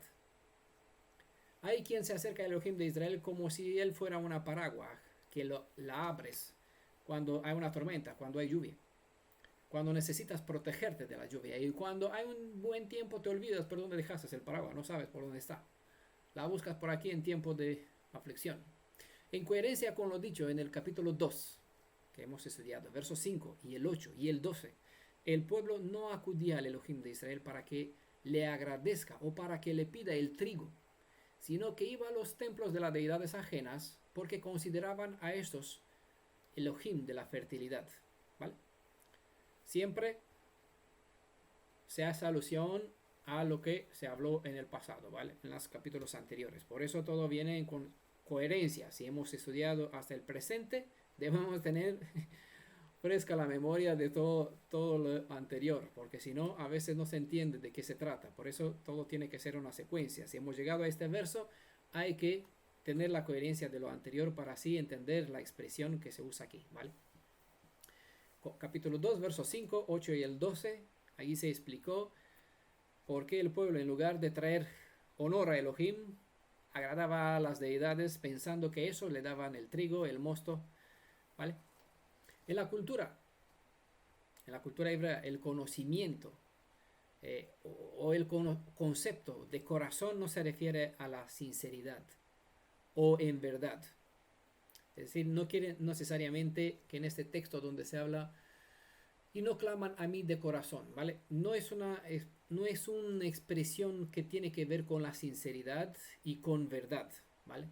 Sino se refiere a la voluntad y a la inteligencia, ¿vale? El corazón, en el concepto hebreo, se refiere a la voluntad y a la inteligencia, ya que es la inteligencia la que comprende y decide qué rumbo tomará su camino. Lo que quiere decir el texto es que Adonai lamenta que Israel no apercibe la situación en cual se encuentra. Por lo tanto, no tiene voluntad para aferrarse a las condiciones del pacto, sino que eligieron rebelarse, acudiendo en cambio a sus vanos ídolos. Orar en sus lechos, camas. Había una costumbre idólatra que los que invocaban las deidades ajenas dormían en los lugares donde se celebraban dichos cultos a estos Elohim ajenos. bueno, que son ídolos, ¿vale? Hay un verso donde prueba lo que acabo de decir. En Isaías 57, verso 7 se declara: sobre el monte alto y empinado, aquí se celebraba los lugares de culto a deidades ajenas, dice, pusiste tu cama. Allí también subiste a hacer sacrificio. Entonces, había lugares altos, toda colina, árbol frondoso, era usado, hemos visto en otros estudios, era usada en Israel para que aquí traiga ofrenda a las deidades, y la gente acostumbraba a dormir aquí. Esta evidencia revela que la gente es creyente, mas no en lo que es vida, sino en deidades inventadas, Elohim acomodados a los criterios personales o conforme al deseo de los corazones de las personas. Están tan confiados en sus credos que se le compara con el dormir en los lugares de culto que han heredado, aceptado o se han creado. Hay muchas deidades que son terafines, ¿vale?, creados en la mente de las personas, y a esos los nombras con los títulos del Elohim de Israel, o les llama con los nombres del Elohim viviente. Hay que tener cuidado para probar la fidelidad, la estabilidad, el fundamento, si es firme o es engaño de los que creen aquello. Tienen esta costumbre, esta práctica, usan estos nombres, que hasta usan los nombres sagrados, ¿vale? Hay que tener mucha cautela. Por eso las escrituras nos enseña es investigar, probar a los espíritus, que hay muchos espíritus por el mundo y no todos son del Mashiach, no todos son del Elohim viviente. Os muestro estas evidencias para que aprendan que no todo aquel que usa el Shem Hagadol, es decir, el grande nombre del Redentor de Israel, Yeshua, como tampoco aquel que usa algún apelativo suyo como el Jireh, que es el Elohim que provee, Adonai, que son el término que sustituye las 4 consonantes para así encriptar dentro de sí los 3 tiempos, y Jie, Jaya, Ve, Jove, el que fue, el que es, el que será, ¿vale? El Ion, que es Elohim altísimo, el Nisi, que es nuestra bandera, el Abba, que es el Padre. Bueno, hay muchos nombres y títulos que muchos usan. Hay que tener cautela, porque no todos son hermanos, y si son hermanos, pueden ser apóstatas, ¿no? Es decir, persona que se sitúa fuera de las condiciones del pacto, por lo tanto no hacen lo correcto. Aún así usan los nombres. Por eso, no todo el que viene en mi nombre es un ungido suyo, ¿vale? Son muchos falsos ungidos que dicen tener el espíritu de Elohim de Israel, pero en realidad tienen el espíritu de otro padre, ¿vale? El Abba de este mundo, el príncipe de este mundo. Vale. El otro término que está en este contexto habla de incisiones, es decir, se hacen heridas, que son cortes en la carne. Es una práctica de heridas con cuchillos y otros objetos punzantes. Era común en los rituales cananeos, y estas costumbres adquirieron en práctica hasta los hijos de Israel, como hemos visto en el Salmo, ¿vale?, que tenían que destruir, pero en lugar de destruirlo, los toleraron y llegaron a practicar lo mismo que ellos, ¿vale? Primera Reyes, capítulo 18, verso 28. Es una cita famosa que está bastante conocida, un contexto del libro de la situación del Monte Carmelo, ¿vale? Aquí donde los que servían a Baal, pues se hacían corte, invocando, gritando, hasta sangrando, gritando a Baal para que derrame fuego del cielo, para que así muestre que Baal es el verdadero. En la Torah cualquier corte o tatuaje está prohibido para el pueblo de Israel. Hay citas como Levítico capítulo 19, verso 28, capítulo 21, verso 5, también Levítico, también Deuteronomio 14, verso 1, 3 testigos, todos tienen que ser, ¿vale?, en base a 2 o 3 testigos, nos indica que no está permitido ningún corte. De hecho, hay más dentro de las, exactamente los mismos hay en la Iglesia Católica bastante, que precisamente hoy o ayer hablaba con mi hijo estábamos trabajando con clavos y él, no sé, hizo por aquí un señal con un clavo bien gordo que hemos sacado de una madera. No, lo puso así, como si traspasara. Y entonces estábamos hablando de gente que se crucifican de año en año tratando de simular que empatiza o bueno, entiende o sigue el procedimiento que hizo el Mesías. Bueno, por eso hablaba de deidades que la gente crean en su cabeza. En realidad no son reales, son mitos deificados que le elevaron con forma y los considera que son el Elohim o la Redentor de Israel. Bueno, son imaginaciones que la gente plasmaron en sus mentes y eso lo llaman con los títulos o nombres del Elohim de Israel, incluso dentro de las redes mesiánicas. El colmo es orar por las provisiones mientras tienes rota la conexión con el proveedor. El proveedor. El Jireh es el que provee, Elohim que provee, ¿vale?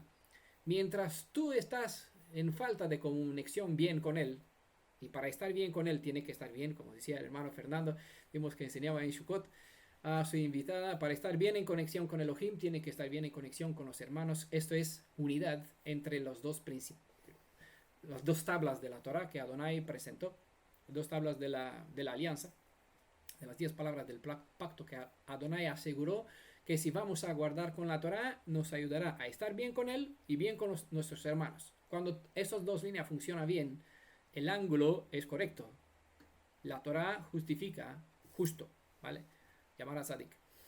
Entonces, hay personas que falla el blanco por fallar alguna de esas dos direcciones y espera a que sea bendecido por el proveedor, espera las provisiones del que provee, cuando en realidad no está en buena conexión con él. Porque estar bien con él, tiene que estar bien con sus hermanos. Porque si no estoy bien con mis hermanos, no puedo decir estar bien con él. Porque la suma del cuerpo del Mashiach es el cuerpo del Mashiach, ¿no? La suma del pueblo de la comunidad forma lo que pertenece a la cabeza, quien es el Redentor. Entonces, si tú no estás bien, si un dedo está en contra del dedo del pie, el dedo del pie se revela, pues entonces hace que el pie tropiece y entonces el dedo pues no recibirá la bendición para estar bien encaminado y encontrar el alimento que necesita agarrar para meterlo en la boca.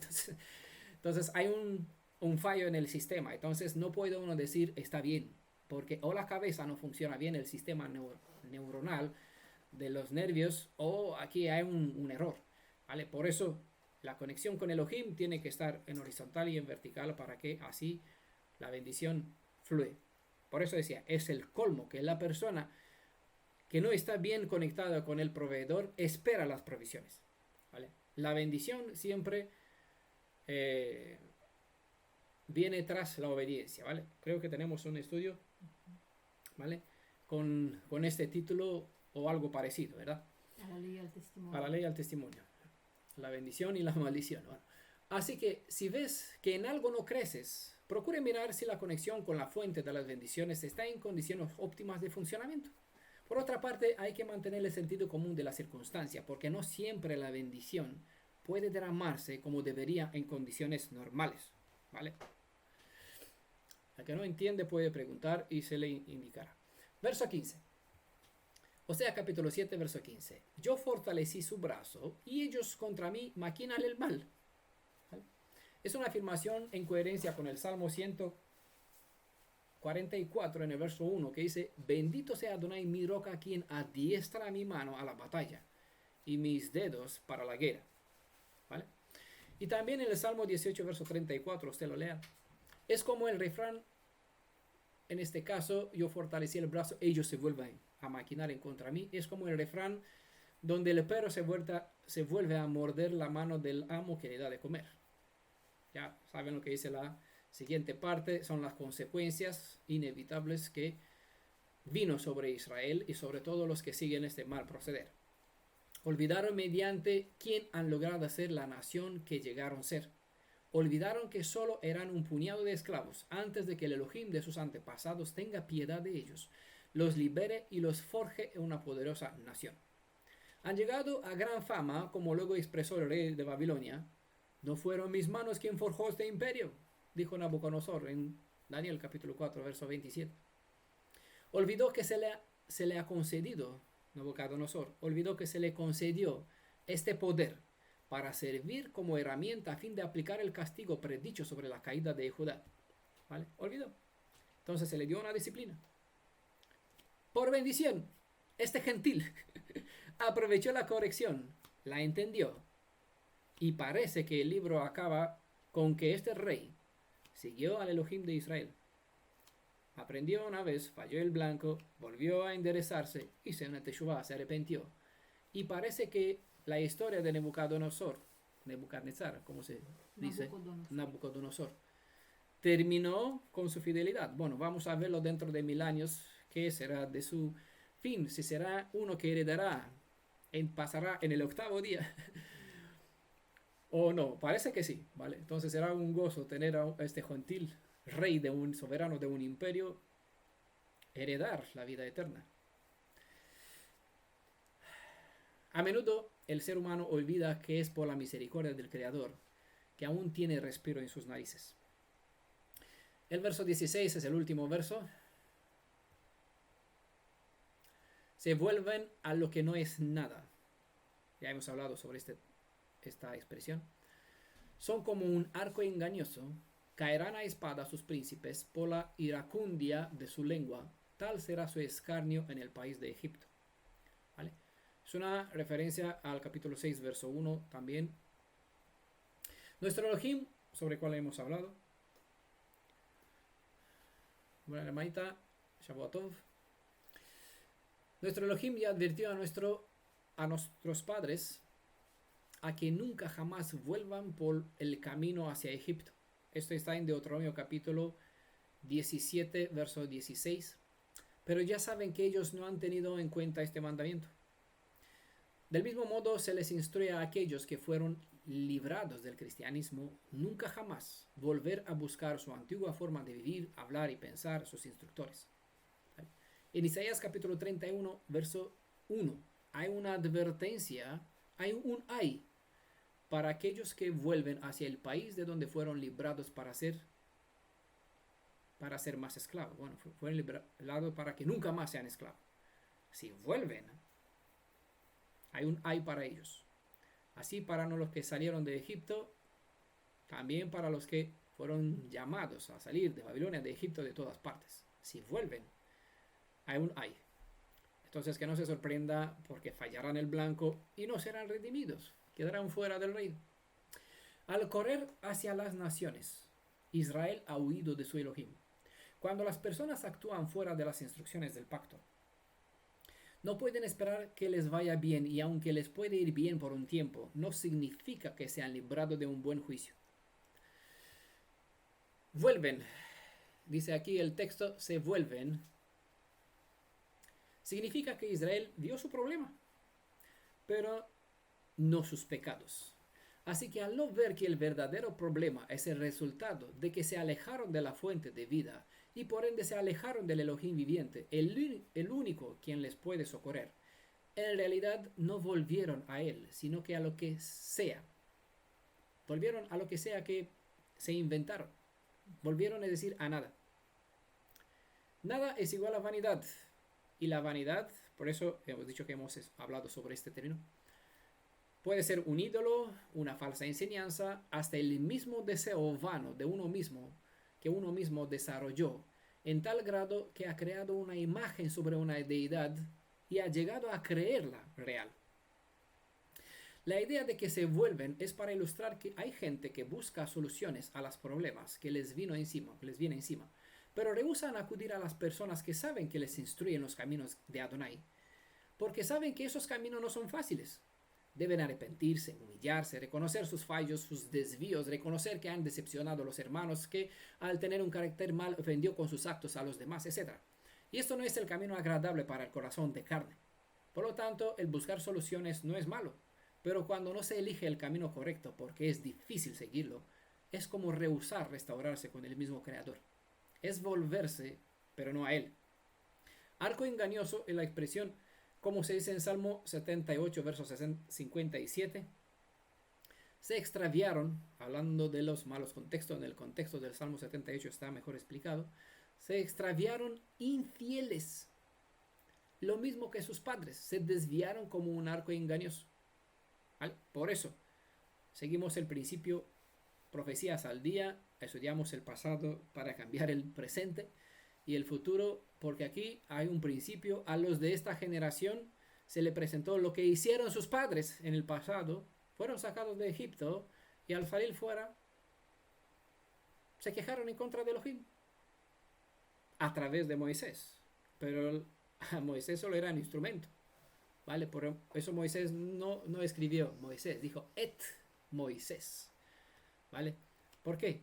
Porque no fue Moisés el que sacó al pueblo de Israel, sino el Aleph Tav. ¿Sabe que et es Aleph y Tav? Fue el Elohim, el creador, el Aleph Tav, el et que usó a Moisés para sacar al pueblo de Egipto, ¿vale? En el texto hebreo está bien dicho. Nosotros hablamos de Moisés, quien sacó al pueblo, y el pueblo dijo, Moisés sacó al pueblo, pero Moisés no dijo, yo te sacaré, sino que et Moisés, es decir, yo soy un medio que Adonai usa para sacarte del Egipto, ¿vale? Entonces, al rebelarse en contra, al matar en contra del siervo, al matar en contra del amo, si a ustedes os da un vaso de agua, a mí me le da. Si a ustedes os tratan mal, a mí me tratarán. Tratar mal al siervo es tratar mal al dueño que envió al siervo. Tratar mal a Yeshua o no aceptar a Yeshua es rebelarse en contra de su padre. Entonces una persona no puede decir, yo amo al Todopoderoso, pero la voluntad del Todopoderoso, hablando del Padre de Yeshua, es obedecer, hacer caso al Hijo. No hacer caso al Hijo es estar en contra del que envió al Hijo, ¿vale? Hacer caso al Hijo es hacer caso al que él envió, ¿vale? Obedecer las instrucciones de la Torá. Por eso el pueblo, al rebelarse contra Moisés, arremató en contra de Adonai. Y aquí Adonai les recuerda, mira, hicieron lo mismo que hicieron vuestros antepasados, viven de la misma forma. Entonces aprovechamos este principio para traer enseñanza al presente, porque no ha cambiado la historia, ¿vale? Se extraviaron, infieles, lo mismo que sus padres, se desviaron como un arco engañoso. Se refiere a un arco que debido a su construcción defectuosa o por tener la cuerda floja, pues obviamente tú tiras al blanco, pero la flecha en lugar de apuntar a la diana, bueno, no, aquí yo miro, yo me miro donde me veo a mí, aquí a la diana, tengo que mirar a la cámara, ¿vale? Así me veo. Por lo general yo me miro aquí en la pantalla a mí, pero tengo que mirar a la cámara para que así me vean ustedes, ¿no? En lugar de apuntar a la diana, pues la flecha cae aquí, no indica así, ¿vale? Cae aquí. Eso es lo mismo un arco flojo, no tiene la cuerda bien extendida. Así es como pretenden muchos en Israel a buscar al Elohim viviente, pero en lugar de apuntar al blanco, que es ir directo a la Torá de Adonai, se desvían hacia enseñanzas de hombre que son agradables para el oído y para el corazón, de modo que se vuelven, pero hacia lo que es Baal, que es vano, nada. La iracundia o la soberbia de su lengua, una mejor traducción sería indisciplina o por hablar con insolencia, su jactancia de la seguridad por parte de Egipto y sus mentiras, ¿vale? Son engaños, promesas sin sentido en cual confían que Egipto en este caso pensaba que va a dar auxilio para librarlo de los asirios, pero Adonai dijo, Egipto es como una paja de esta que se rompe cuando te apoyas en ella, te traspasa el costado, te hace daño. Vale, no sé el término, siempre lo olvido. 3 días. En fin. Bueno, un tallo que tú crees que sirve como un bastón, te apoyas en él, pero se rompe y te hace daño. Es así como es comparado la confianza en Egipto. Son mentiras, son cosas vanas. No lo que tu lengua profesa, porque vamos a acudir a Egipto para que nos... Eso es un engaño, es una lengua mentirosa. Eso es una insolencia, una jactancia, porque no te puede socorrer. ¿Por qué? Porque Adonai dijo, aunque tú te vayas allí donde tú crees que encontrarás auxilio, yo extenderé su red. Entonces daré fuerza a los asirios para que te conquiste y a ti y a Egipto. ¿Vale? Eso es lo que sucedió varias veces. En el libro del profeta Jeremías, el reino de Sur, que fue ocupado por Babilonia, repitieron el mismo error, huyeron a Egipto para librarse del poder.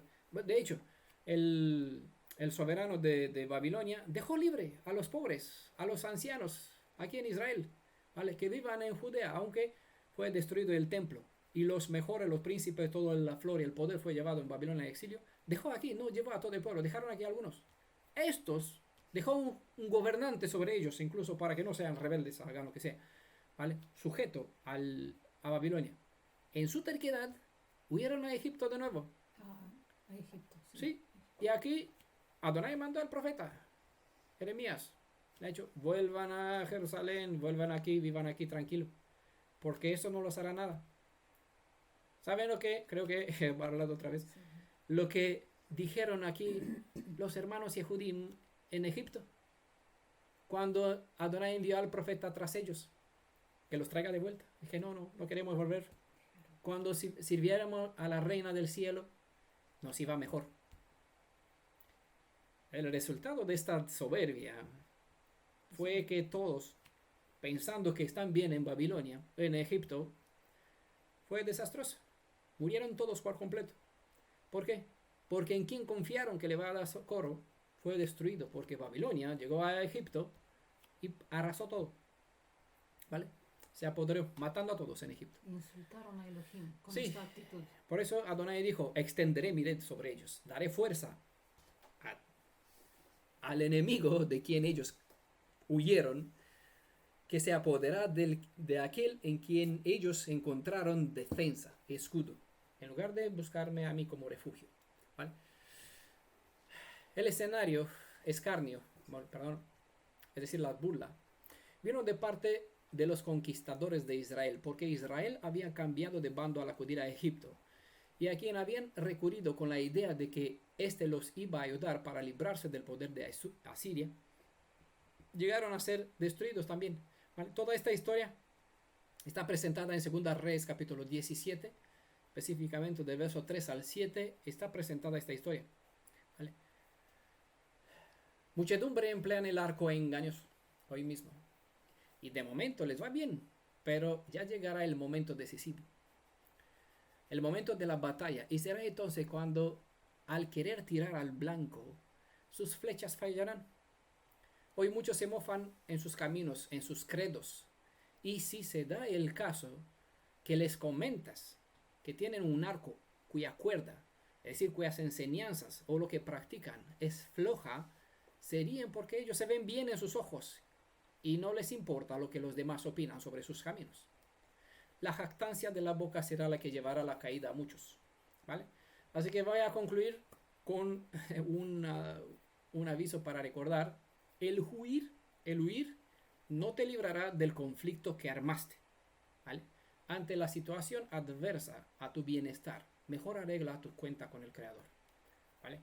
Que Adonai nos bendiga para hacer lo correcto y que nos mantenga la mente despejada en sabiduría, que no bebamos demasiado vino y que si bebemos mucha enseñanza, siempre la sujetamos, estemos sujetos al Espíritu de Elohim, para que no pongamos nuestro yo sobre estas buenas enseñanzas, de modo que nos vanagloriemos, nos apoderamos con el honor, diciendo qué buen instructor, qué buen conocimiento tengo, y así fallar el blanco con una buena enseñanza, ¿vale? Y ponerse, robar a Elohim, ponerse en contra de Elohim, mientras pensamos que estamos bien con él, ¿vale? Y enseñamos bien, ¿vale? La buena enseñanza no justifica una mala actitud, ¿vale? Bueno, que Adonai nos brinde el conocimiento para el siguiente capítulo, y os espero nuevamente aquí conmigo. Shalom a todos, Shavu a todos, desde aquí, desde Rumanía a todos. Shalom, hermanos, voy a cerrar aquí el audio para la comunidad. Voy a enviar, ya llegamos a 2 horitas casi de grabación, 1 hora 56. Espero que haya sido de bendición este estudio. Le agradezco por tenerme paciencia tanto tiempo. Si hay queja, bueno, aprovecha, no se quedan con ellas.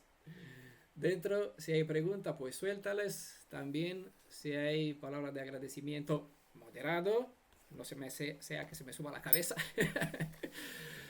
Bueno, si acaso ve que me pasa algo, pues aquí alguna bofetada siempre me va a venir bien para mantenerme sujeto y para honrar a Elohim siempre por todas esas bendiciones que Él nos brindó con este conocimiento, con esas enseñanzas para nuestro crecimiento personal, el de todos, de ustedes, y claro, para la restauración de nuestro pueblo.